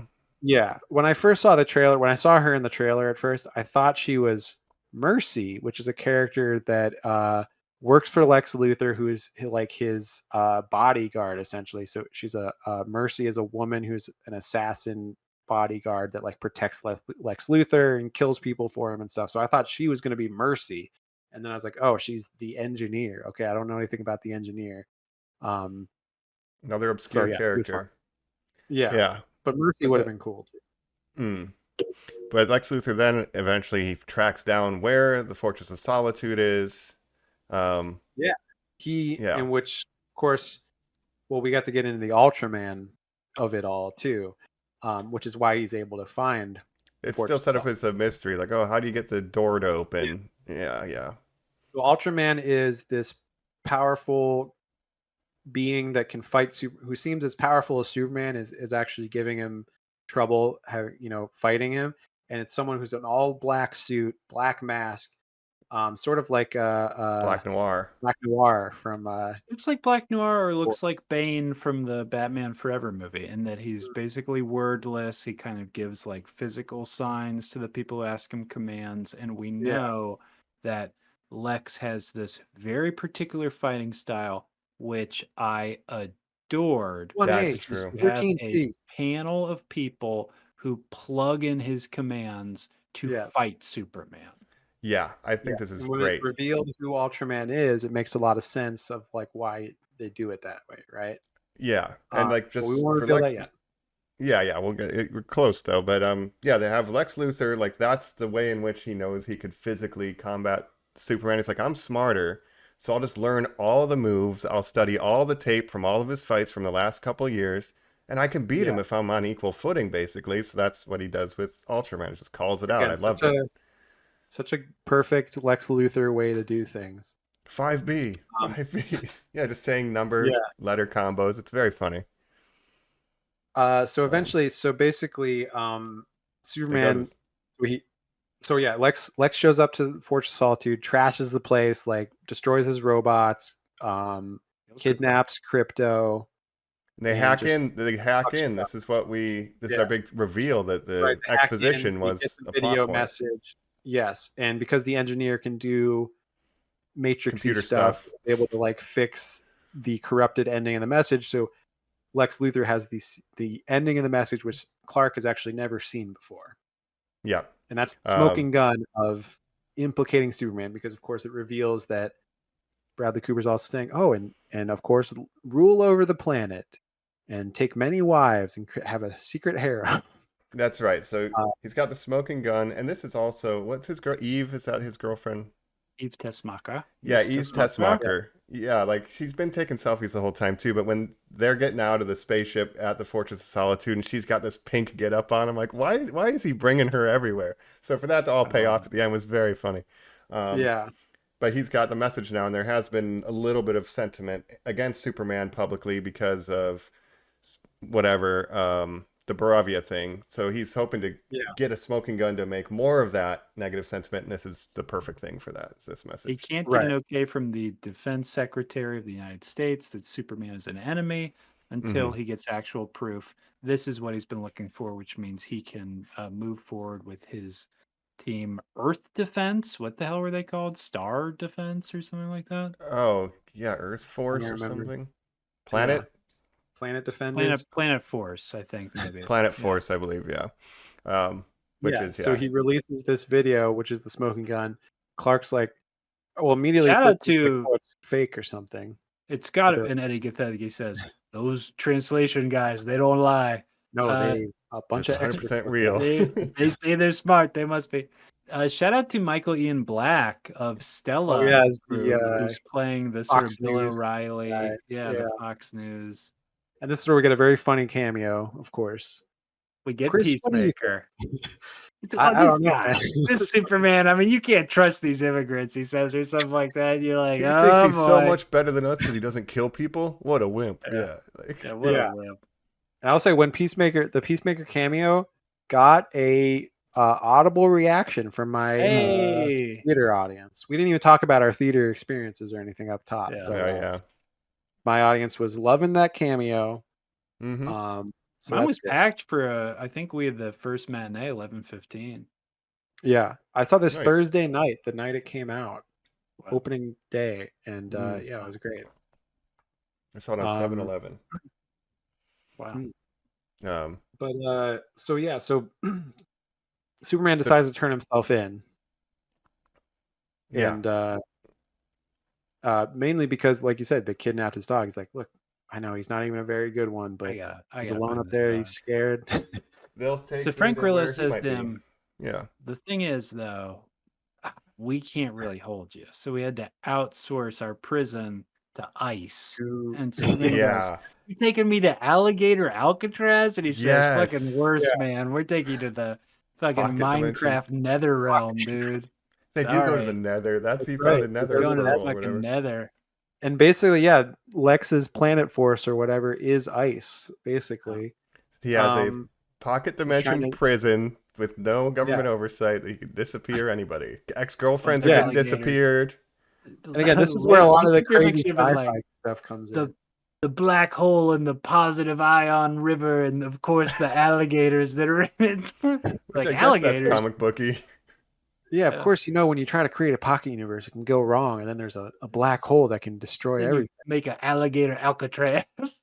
That's right. Yeah, the Um, alligators in the time the river. sci-fi-ness of this all when they go in there, and Lex has this like ship that this ship that he's piloting with this weird alien Yeah, guy who who's pilots freaky, the- man? Who is that guy? He later says like, "Mr. Scrum, forward, please," or something. I was Yeah. like, what did he call him? He's like, all right, Gary, or something like that. Yeah. Yeah, let's And I'm get out not of here. kidding. When he turns and says, "Superman, you're probably wondering who my friend in the corner here is. This, of course, used to be Rex Mason. He's now the Element Man. Yes, He's going to metamorpho his body into kryptonite." And So you're this like, is his what? genius idea because obviously he knows Superman's one weakness, kryptonite. Oh no, we don't have any kryptonite here on Earth. Guess Brought what? up early. We have a metahuman that can turn his body into any element, including kryptonite. Even alien ones, he says. Yes, Yeah. yes. We use Metamorpho, who is our boy, NoHo Hank. Yes. Anthony Kerrigan, we love this guy. Now, Yeah. the thing is, the plot, what James Gunn needs is he doesn't need you to say, the Element Man, how did he get his powers? Superman, how did he, he doesn't want you asking those things. If he can literally just set it up in a way where by the time the scene's done, you're like, okay, I understand what that guy does, then he's won. That's Yeah. the whole point of this DC universe, is he's like, if I can get you to believe that this little dog wears a cape too, I can get you to fucking Right. believe anything. Disbelief And there's suspended. metahumans Yes. exist in this world. Again, it's like the Arrowverse where everyone knows that metahumans exist and they pop up all the time and they're causing, chaos in Star City or whatever. But Anthony Kerrigan, he's in the cell with him. He turns his hand into kryptonite, and that way they can control Superman. And the reason he's doing it for Lex, of course, is because Lex is holding his baby son captive. Baby and threatening Joey. to kill him. Baby Joey. I loved how the kryptonite looked in this, the effect Yeah. of it. I mean, I loved how the poisoning was so physical that it literally burned his skin. Later, Metamorpho would say, "Dude, I turned it off. Why does your Why do you face still still look like look all shit?" gross and stuff?" Or like Yeah. shit. He's like, "I don't know, dude." Like, and David There's Cornswit's no like, yellow "This is sun. I it." need the yellow sun. Yeah. He's Yeah. like, "I can't really make the sun, man." Right. And then we get the scene with Lex, which this is like such a great scene with Lex where Yeah. he's this guy that we met earlier. And this is another thing I love about this movie is that bystanders and people in the background aren't just like NPCs, like they're actual real people. And Mhm. Superman has and knows some of them, including this guy who like sells him like street food or whatever. Yeah. Who's like helps him up and he's like, "Come on, Superman, you can do it." Again, reminding me of old Peter Parker in New York. Hey, this guy's New York. We gotta protect him on the subway. You mess with one of us, you mess with all of us. Yeah. Yeah. He's as old as my son. He's my son's age. Yeah. Mm-hmm. And so Clark, this Superman is a lot like that, where the people of Metropolis are like, "Hey, this is our guy. We love Superman." And so this guy, who's just a guy that Superman knows, Molly, I think is his name or something, and he's like, "Oh, you're my guy." And then we see Lex has kidnapped this guy and is doing Russian roulette with him with this revolver, which we saw the revolver in the trailer, and you're like, "Oh man, what's Lex doing with this revolver?" What the fuck is this? Yeah. And this scene really shows how evil he really is. right? There's the highlight with Lex's team earlier that the operation is so slick and well oiled that they're not only um, pumping commands to Ultraman, they're simultaneously communicating with the Baravian president, playing forth Baravian propaganda, writing and executing the script for the Hammer of Baravia to say, but they're also zooming in on these bystanders, doing these background checks. Okay, He's Molly, he's a yeah, local. They he needs specifically point that out. He is a metropolis local. It's not that he's an immigrant, he's a transplant or something like that they're trying to say.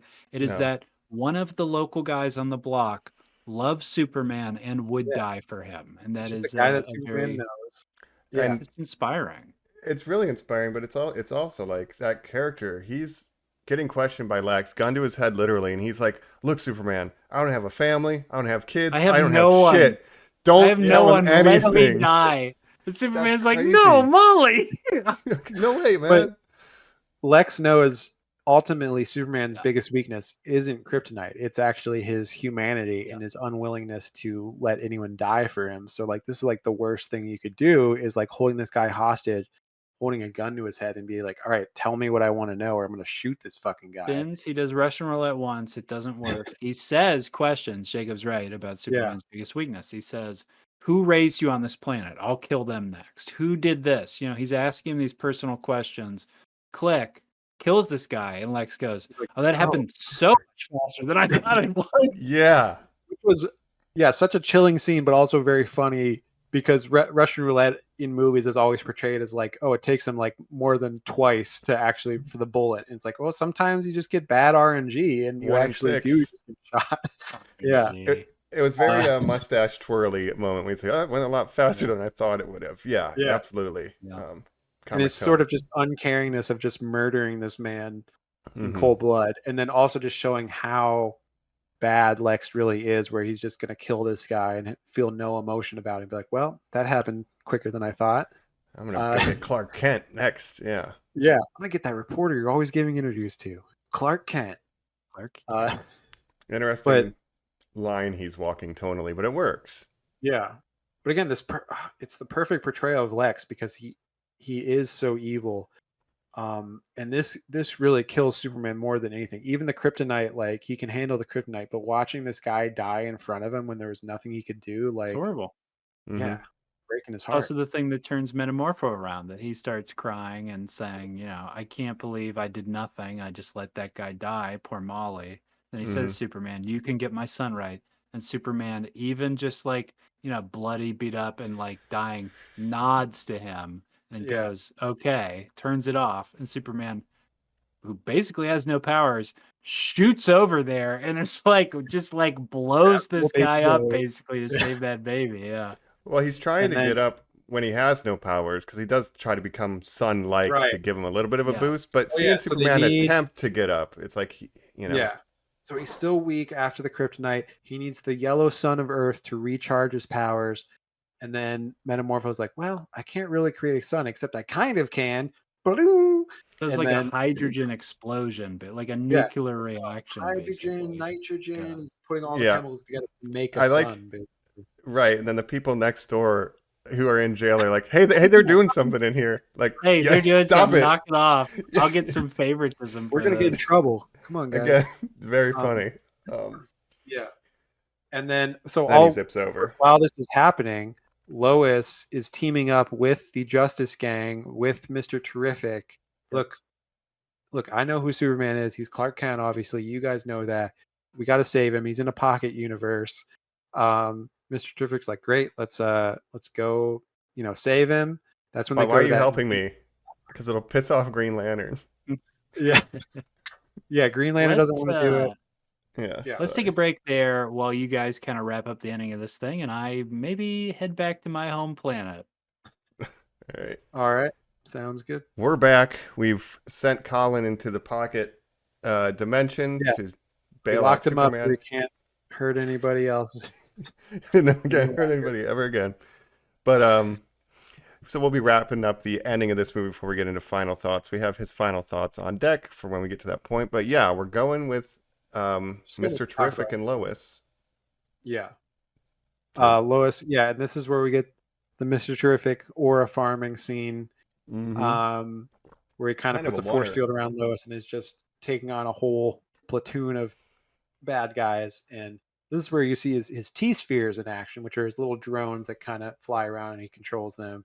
Mm-hmm. And this was a badass scene where he's just, a very cool scene. Set to Yeah. some music, a great needle drop, James Gunn classic needle drop, of Not course. many needle drops in this one, obviously, because it's a Superman No, movie. A lot of score that's good. But yeah, we get a needle drop moment. Classic James Gunn. The choreography is good. His T-spheres are cool. I like the scene a yeah, lot.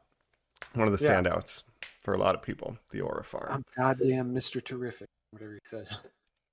Um, Goddamn, Mr. Terrific. This was filmed at the Mentor Headlands Beach in Ohio.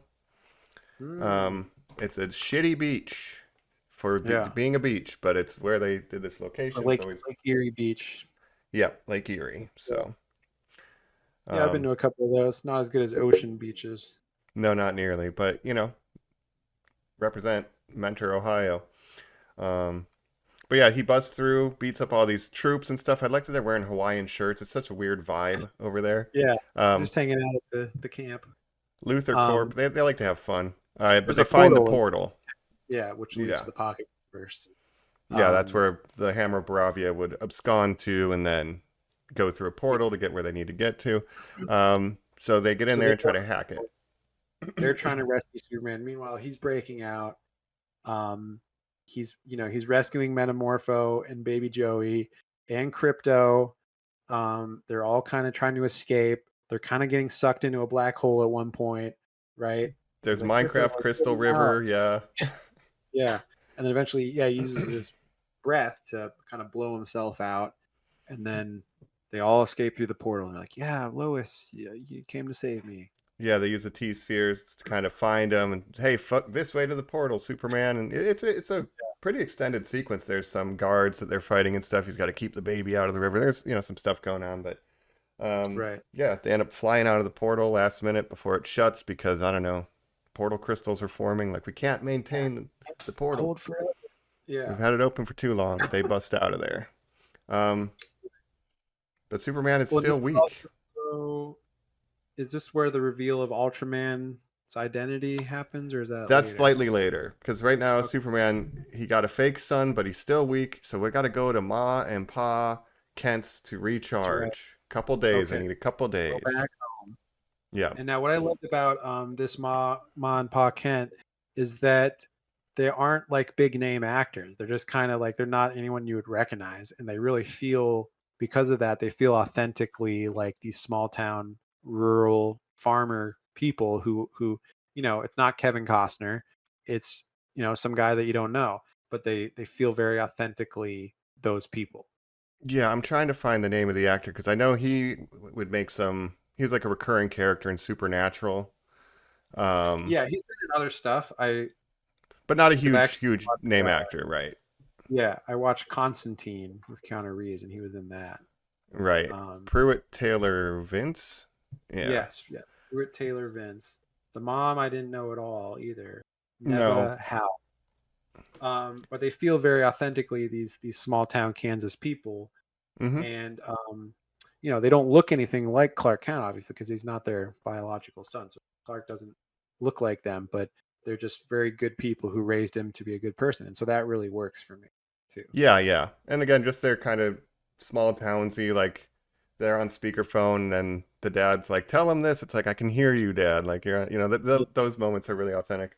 Um, Yeah, and then so Lois is here in his like childhood bedroom, and you see they were talking about music. He's got like that band that she said was lame. The right. poster The up, Mighty Crab Joys. the Mighty Crabjoys, which is a Which fake is not a DC real band. band.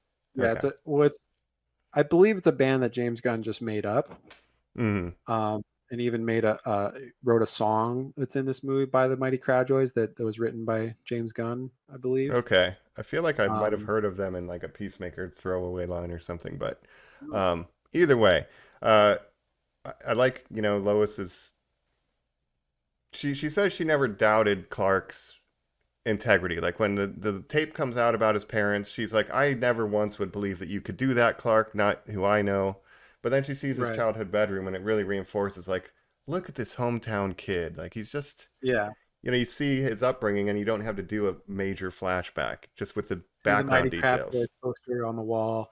Playing And they had this baseball. conversation earlier where she's like, look, I'm like, I used to be punk rock and stuff. He's like, I'm punk rock. I like the Mighty Crab Boys. She's like, the Mighty Crab Boys suck. Yeah, that's And it's very corporate. funny. She's like, yeah, she's like, you, what did she say? Like, you just love everything or He think says, everything is like beautiful and special. you think everything and everyone is beautiful. And then that's Yeah. the line. He's like, well, Maybe. maybe that's the real punk rock. And that is the defining. Yes. Again, Kind of kindness is punk rock. radical empathy. Being good, radical empathy. It's just very refreshing after so much cynical takes on superheroes. And even we love The Boys, we love Invincible, but there's so many of these like, ooh, what if Superman was evil takes that it's like it's just nice to see like, no, Superman's like good, like goodness for its own sake is A a superpower. noble pursuit. Yeah. Yeah, exactly. And I love that. And then, yeah, his family just raised him to be a good guy. So I love that version of this Superman. So he's recharging. He sits talking with his dad. He's like, yeah, you got to make your own choices. That's what makes you you. You always make good ones. I'm so proud of you. That kind of vibes. Uh-huh. And then we're going back to stop Lex Luthor. Right. Well, we've got Jar and Poor.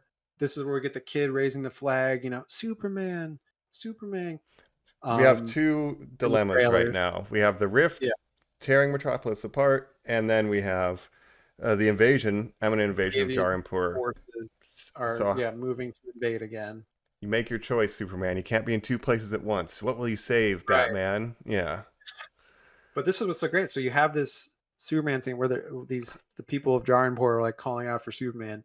He doesn't show up because he has to deal with Lex, but instead the Justice Gang show up, and this is probably my favorite Guy Gardner part of the movie when he shows up. He's like, "Look, Superman couldn't make it, so you got an upgrade. Me, Guy Gardner." You got an upgrade. Yeah.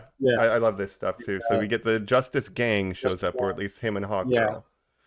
And this is where you get this is where you get Hawkgirl killing Netanyahu by dropping him out of the air, right? She flies through the palace, scoops him up. Yeah. He's like, "Oh, you're not going to hurt me. Superman wouldn't hurt me." She's like, "Guess what? I'm not Superman," and just drops him. And so apparently, I think she just killed him, right? That's what's implied. Yeah, I'm pretty sure. And then they hard cut to that Alka-Seltzer going in the cup. It's a match cut. No, I love that. This is like a highlight. I'm like, thank you, Hawkgirl. You did it. Yeah. Hawkgirl screeching, "We love you." Guy Gardner, blows up all the tanks and stuff, flips them over, flips them off, which I love. They have the hand waving. His constructs are really fun. They have the giant baseball bat in the other scene, just hitting the eyeball or whatever. Right. Very silly. Yeah. I'm excited to see more Green Lantern stuff in this universe. It's going to be great. Yeah, very silly. So that's how we resolve the invasion of Jaranpur is Hawkgirl and Guy Gardner. Yeah. And now we got to get... Going to be there. He's got to go confront Lex. And this is where we get the Ultraman reveal where who's under the suit the whole time? It's a clone of Superman himself. It's very stupid. Yeah, it's like a dumb clone that they just control by giving, codes 1A, 2B, 3C, whatever. That mean different fighting moves. So that's how Lex is controlling him by, inputting these codes, and then he does those attacks. Which he says he has thousands of moves, but what a performance from Nicholas Hoult to you can see how especially with the first time when they beat him, how excited he's getting to be 15B. Yeah. He's it's like a techno babble in Star Trek. How do you make that sound engaging? But he really does a great job. All these codes. I like how 1A, which would be the first one that he coded, is just getting punched in the face. Punch in the face. 1A. So that's the first thing he decided to do, is a punch to the face. And just repeatedly doing it. Yeah, and there's cameras flying around so that they can make the call outs. He has all these drones kind of following them around. But Ultraman was the Hammer of Bravia, who's actually this clone of Clark Kent. So you have Superman fighting himself, basically. Until Krypto, he whistles for Krypto. He says, "Don't come along, Krypto. You got to stay." And then eventually he whistles for Krypto, and he says, "Get the toy." And Krypto starts eating all the cameras. Yeah. That's right. Yeah.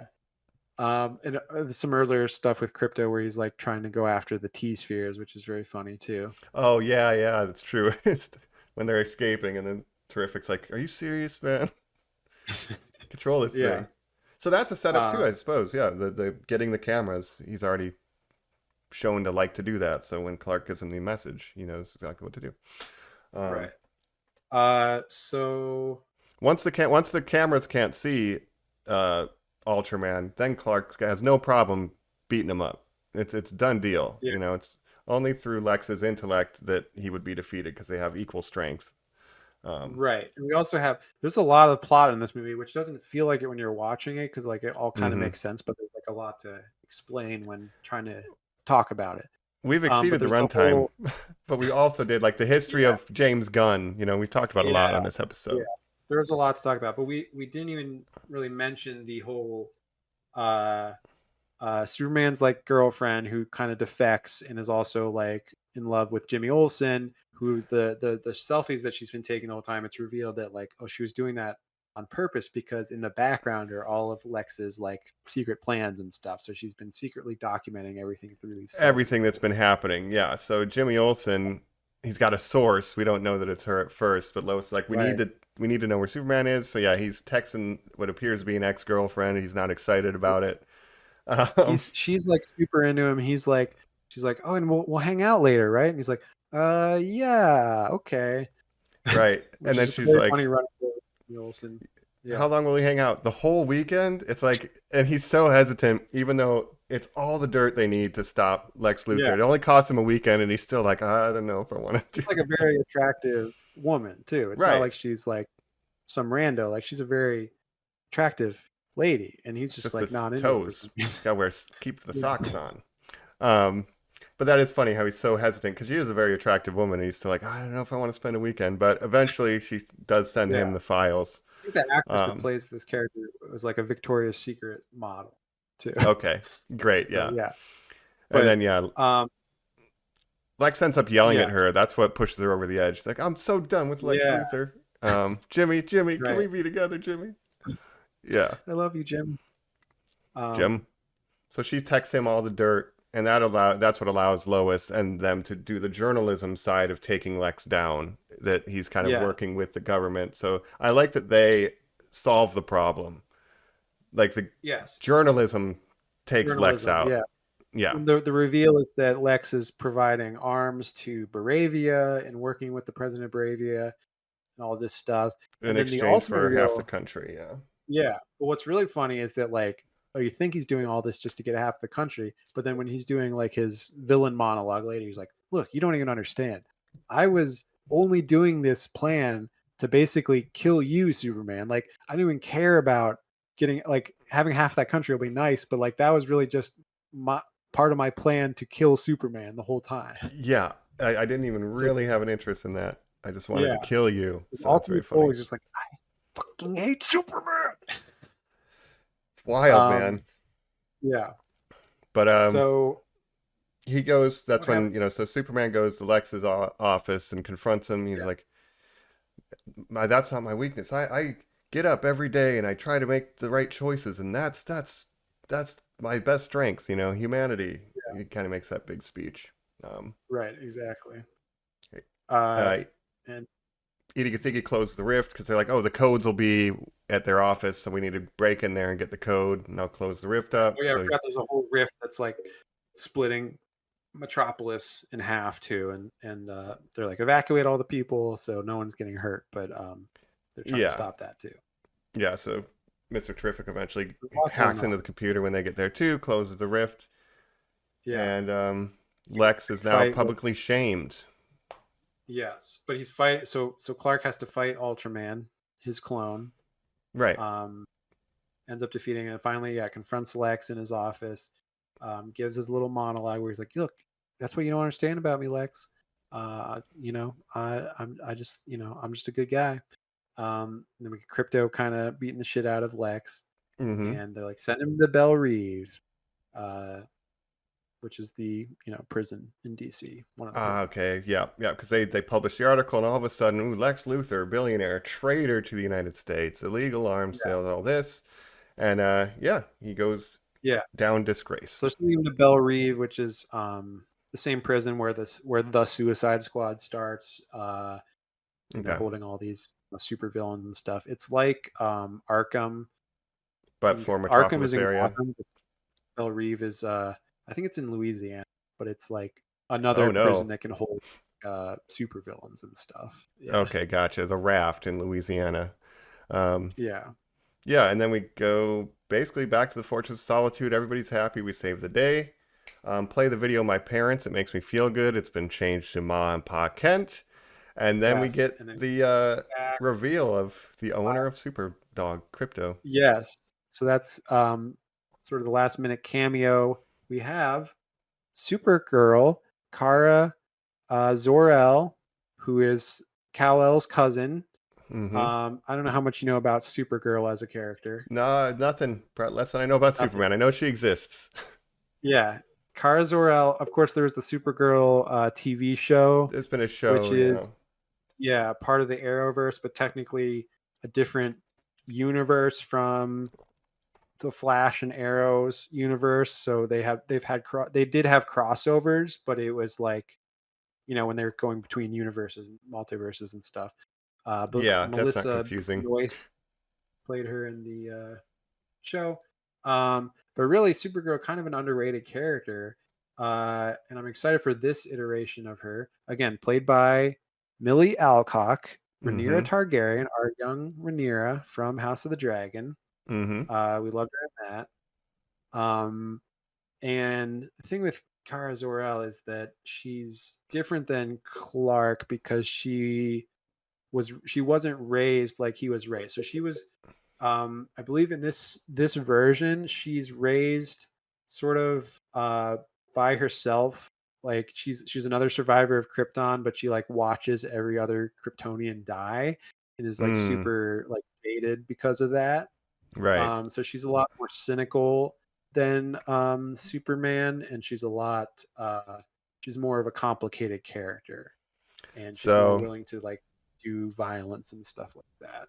Okay. And so seemingly because of that trauma, she likes to go to red sun planets and get drunk and party to try to cope with that. So it'll be interesting to see her movie, which is one of the next ones coming out in the DCU, which will be coming out next summer, Supergirl, summer 2026.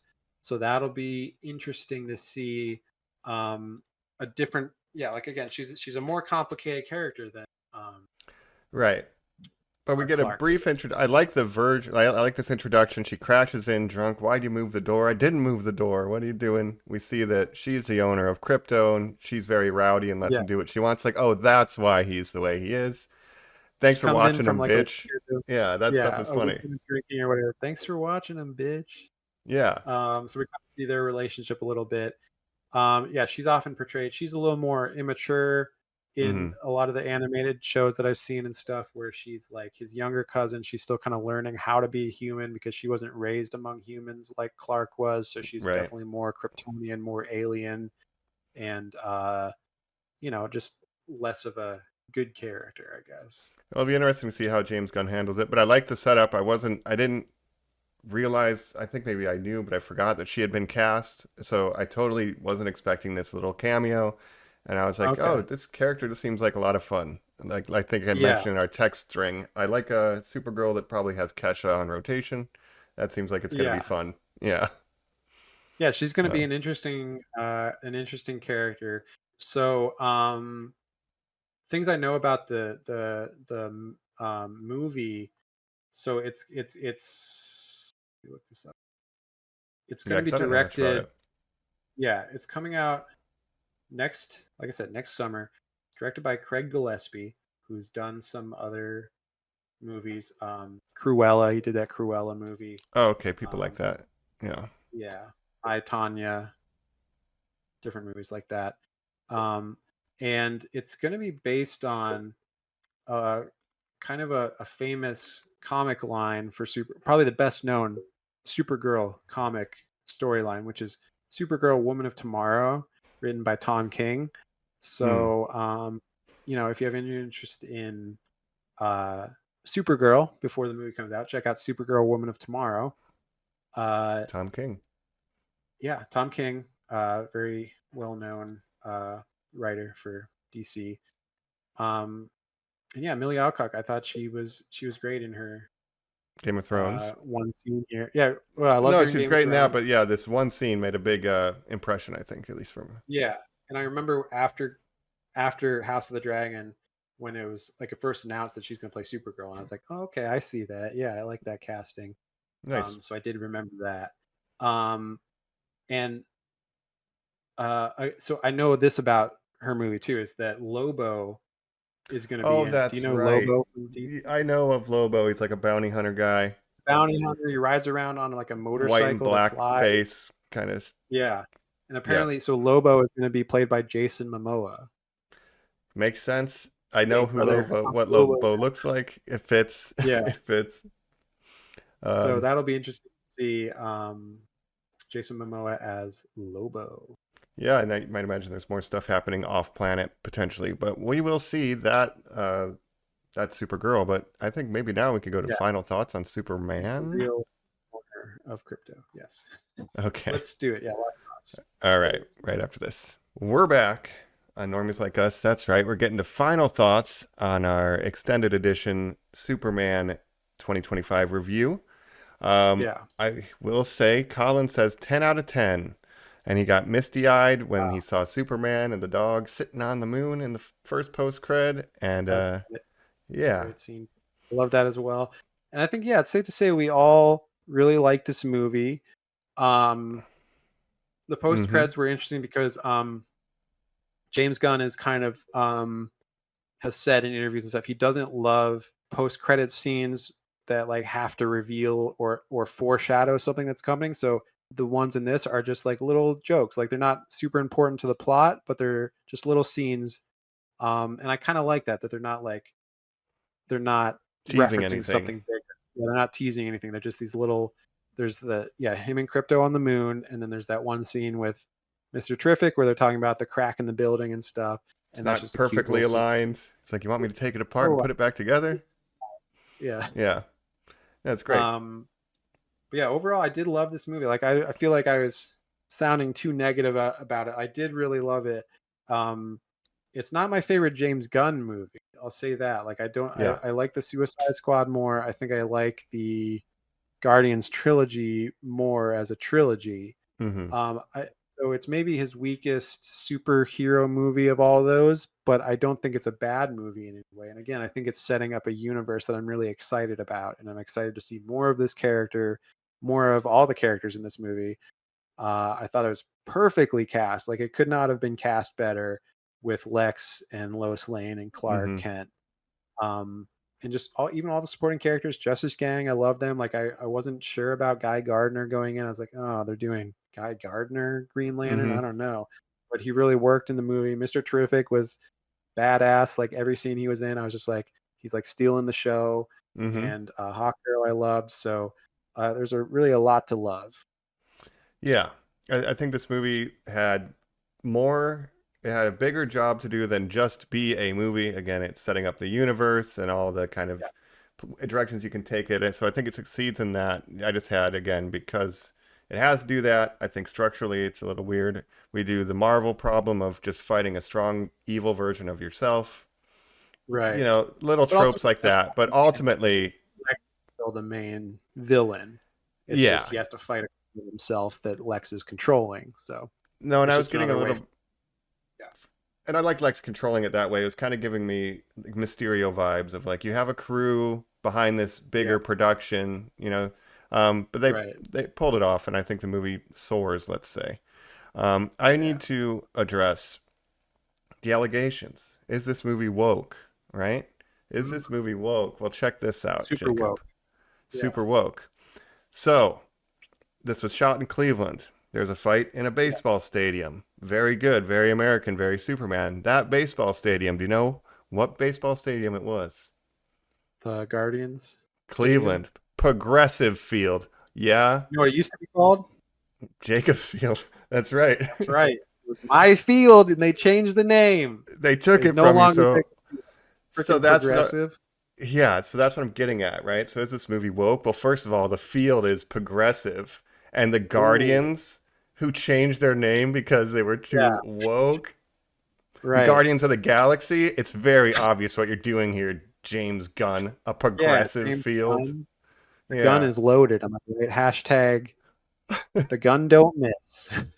Yeah, did he? Um, He landed his shots, but I just thought that was funny that the yeah, Guardians did have to change their name, Guardians of the Galaxy, and it's progressive field. Ooh, how woke. Um, I do. Yeah, that is funny. And yeah, again, uh, it did used to be called Jacobs Field. And when I was growing up, I was always like, we drive past him, and my mom would be like, that's your field. And I'd be like, yeah, that's right, that's my field. yeah, And I actually have Speaking of that, I have a T-shirt that has the stadium on it. It says "It's still the Jake to me," which used to be called the Jake for short. that's right. We would go Uh, catch a game at the Jake growing up for sure. yeah. So I Um, can't believe they took my field, but you're right, it is woke. And I also like the we didn't mention the scene of Lex having a bunch of monkeys typing internet troll stuff about Superman, which was very funny. right, and is that him being like, "Yo, I got canceled because of monkeys on the internet"? Yeah. Like, I think it's definitely a commentary on, because of course on Twitter and on social media and stuff, there's the Snyder defenders, right? These Snyder yeah, cultists versus the gun heads, I guess, or just rational people that understand that the Snyderverse is over and it's never coming back. But there's still the true believers that will trash this movie, trash anything that James Gunn does because it's not the their Snyderverse. their Messiah, Zack Snyder, doing it. They'll Yeah, defend the Snyder Cut. There's always there's for a long time, release the Snyder Cut, right? Hashtag release the Snyder Cut. And guess what? The Snyder Cut did get released, so they actually won that battle. yeah. But it didn't matter because the No, Snyder era is over, and it's yeah, it's the over. era of the gun. Yeah. And I have one more piece of evidence to raise in the wokeness of this movie. I Wikipedia a one Nicholas Holt. Do you know where he was born? England. He was born in Wokingham, England. You can look it up. It's all right there in front of your Woking. faces, people. Wake up. It's a woke Knew it. movie. That's right. Yep. Well, you know what No, to say. I Go love this woke. movie. $200 million the first weekend. So It's getting really great reviews on Rotten Tomatoes, critics and audiences. that's just paid people, right? That's all paid, yeah. And Warner Brothers paid those people anyways. Can't believe they hired someone from Wokingham and made him a villain. Jeez, guys. Yeah.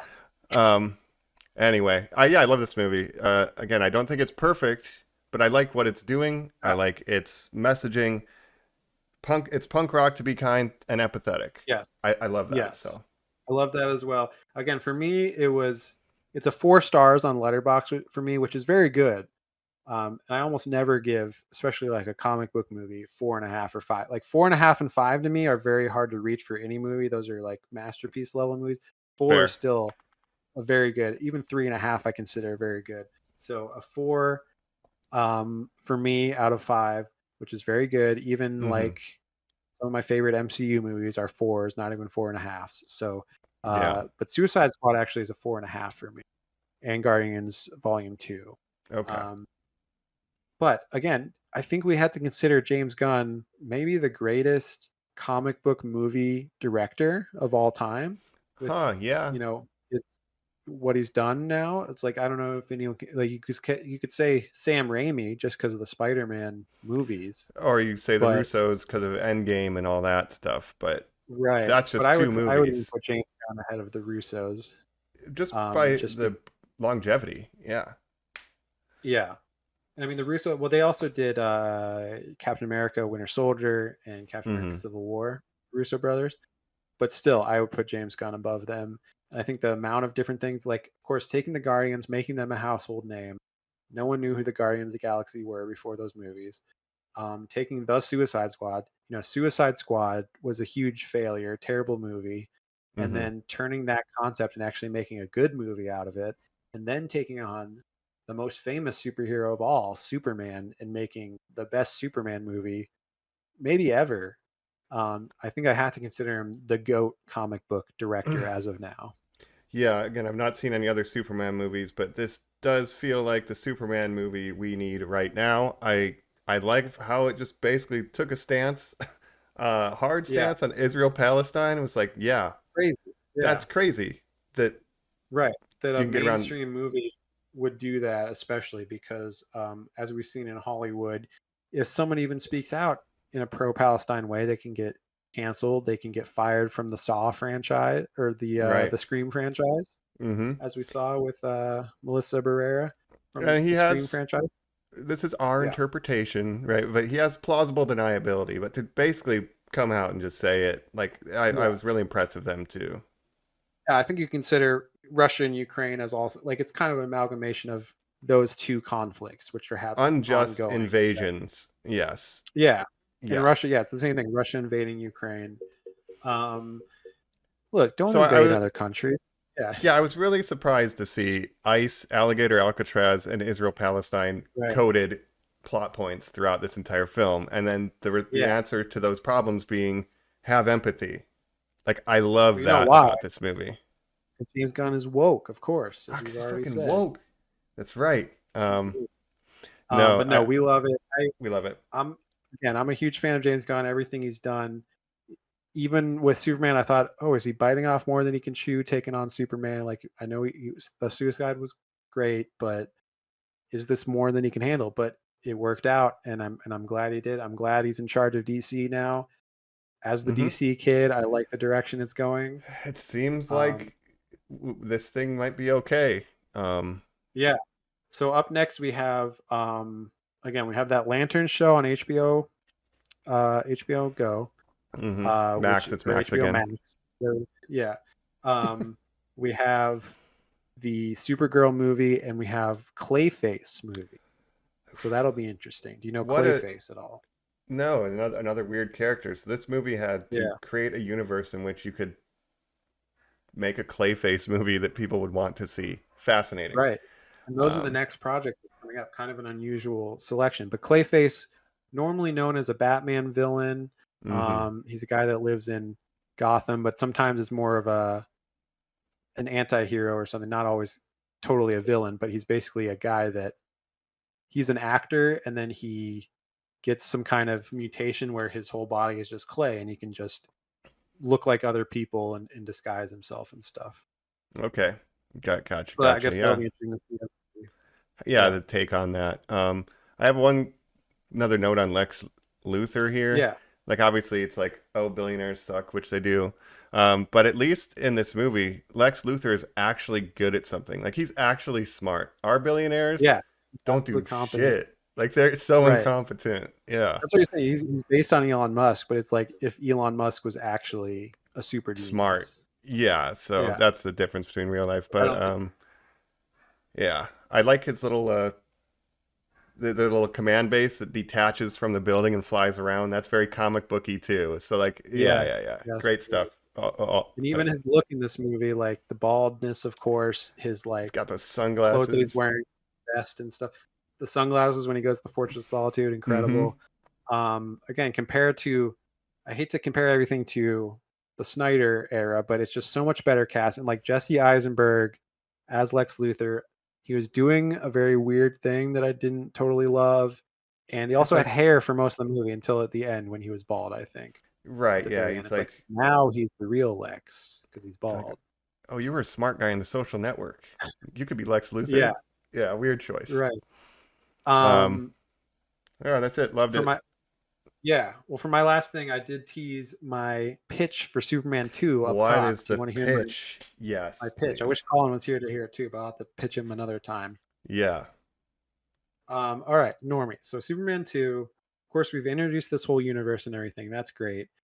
Now, what could we do for Superman 2? I think we need a different villain than Lex. And obviously the go-to probably is the second best known antagonist to Superman, which is Brainiac. And Brainiac is basically like a super intelligent android who goes around. He's trying to collect all the knowledge in the universe.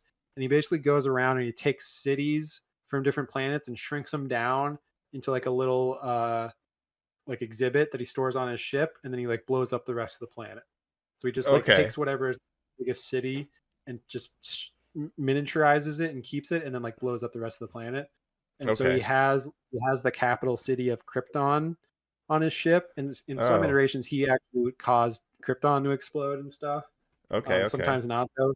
But so my pitch is Brainiac comes to Earth and obviously takes, miniaturizes Metropolis and Mhm. takes it on a ship. Superman has to stop him from doing that.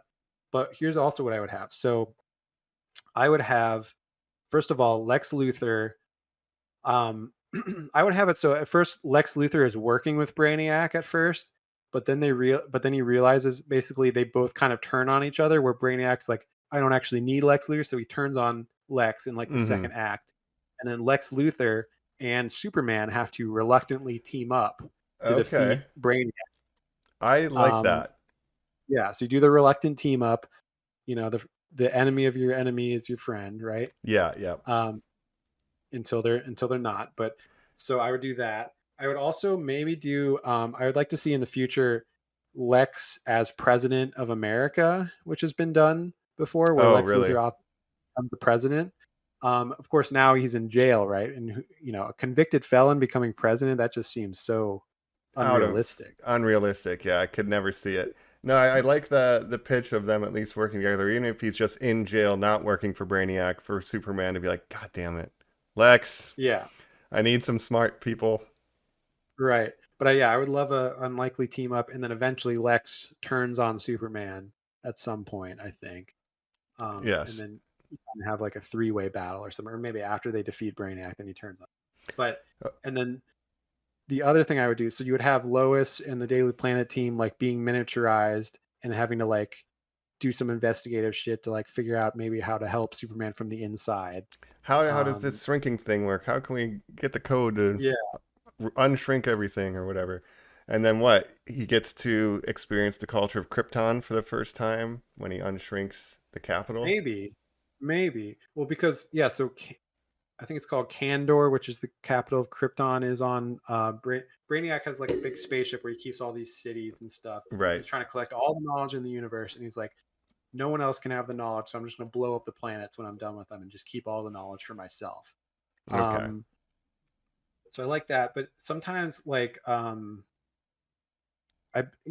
sometimes Superman goes to the miniature city of Kandor and like meets his parents or something, and like his parents are still living there. I don't know if you do that or like do like maybe Supergirl's parents are in that city or something. Right. There's a bunch you could do with Brainiac, but he's just a very formidable enemy for Superman because he's also super strong. He's got androids. He can like make a bunch of like clones of himself as androids or whatever and fight Superman. He's also like a super intelligent being. Um, and on the other side of things, I would introduce Lana Lang, Hmm. who again, most famous in Smallville, but is a recurring character in the Superman lore. There's a lot of LL names, of course: Lex Luthor, Lois Lane, Lana Oh Lang. yeah, Lana Lang. Um, but Lana Lang was his like high school girlfriend in Smallville, Mm-hmm. and so I would have it. And I also have a casting in mind. I would have Anna Sawai from Oh, Shogun okay. Yep. play Lana Lang, who's not always Asian, but it was in Smallville, and I think that's a good Mm-hmm. way to have like an Asian actress like Anna Mm-hmm. Sawai because Lana Lang She's could be great. an Asian name. Yeah, Yep. and I would have her be like a new hire at the Daily Planet who's coming from Smallville as a small Mm. town reporter, gets hired by the Daily Planet, and you could set up sort of a romantic triangle with her and Lois Lane of like, oh, is she interested in Clark or is Clark interested in Lana Lang, his ex from high school? They have a past together and stuff. And They so got it could inside cause jokes and stuff, and Lois is yeah, uncomfortable with that. Yeah. it Okay. could cause some romantic tensions, but ultimately I think he stays with Lois and then Lois and Lana Lang become friends. And but there's some frictions at first, right? And And then she's Jimmy the new Olsen character in the planet. swoops in. Yeah, maybe she ends up with Jimmy Olsen. Who knows? Um, So Yeah. that's my pitch for Superman 2. Just a couple ideas that I had that I think you could work into a movie. No, I want more Lex Luthor in these movies because Nicholas Holt Yeah. is so good. Lex will be a part of it, but he won't be the main. Like No. again, they'll have an unlikely alliance to defeat Brainiac. I think that would be really good. Mm-hmm. And it's like Lex, oh, I still hate you, Superman, but I'm going to work with you to save the Earth because I still He'll care about.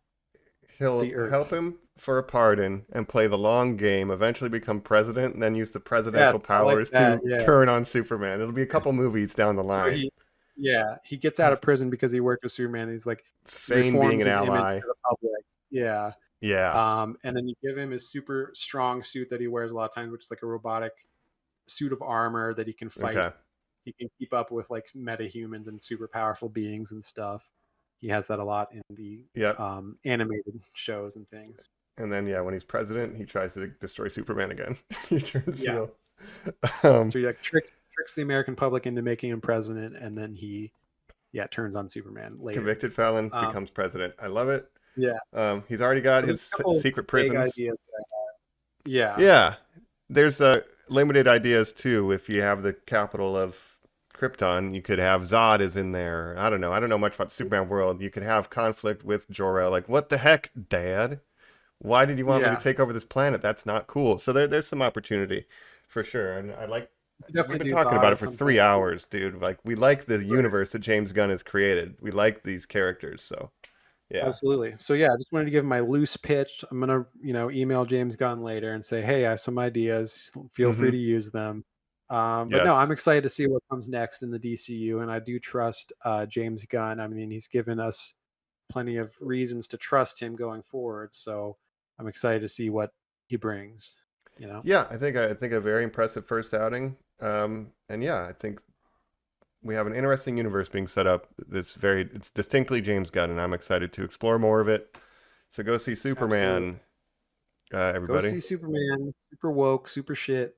Yeah. But no, we loved it, and Colin did say he loved it as well. He was probably the highest on it, which I was surprised by, but he really liked it. The more we talk about it, the more I like it. The more I think about it, the more I like it. Yeah, so. I definitely liked it. And so that's 3 thumbs up all around.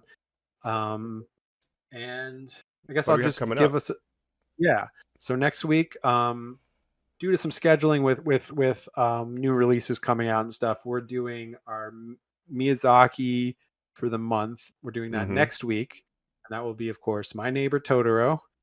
And so that'll be next week. And then the last week of July, of course, we have another superhero team coming out. Fantastic Foursome. Fantastic Foursome, indeed. So we'll have that. So that's the rest of July. So that's the next 2 weeks, and then we'll figure out what we're doing in August. Yep. So thanks for listening to the super-sized Superman review. Absolutely. Yeah, watch Totoro if you want to. Yeah. Yeah, let us know what you thought about Superman. Did you like it? Did you hate it? Do you miss the Snyderverse or whatever? Let us know where you land on the new Superman. Check us out. Yep. Yeah. YouTube, podcast, Spotify. Yep. Spotify. Normies_like us. Yeah. And Colin's better at doing the outros than we are. We're unseasoned. We're doing our best. That's right. Yeah. Maybe we'll let him out of the pocket prison now. Yeah. Yeah, we'll see. We'll think about it. I kind of like. We'll have to ask My Neighbor Totoro if it's okay. Yeah. So yeah, My Neighbor Totoro. If you want to watch along with us, Normies, that's our next Miyazaki, and we're looking forward to that. Yeah, and we've been your hosts. Yeah. I forgot what I did the first time. Oh, Maxwell Lord. I'm funding the Justice Gang. Oh yeah, we didn't even talk about the Maxwell Lord cameo. Again, Sean Gunn, of course, has to appear in all of his brother's projects. If you remember, he was played by Pedro Pascal in Wonder Woman 1984. The one time they shaved his mustache. Yeah, right. Yeah. So, this is Jacob Kent, I guess. And,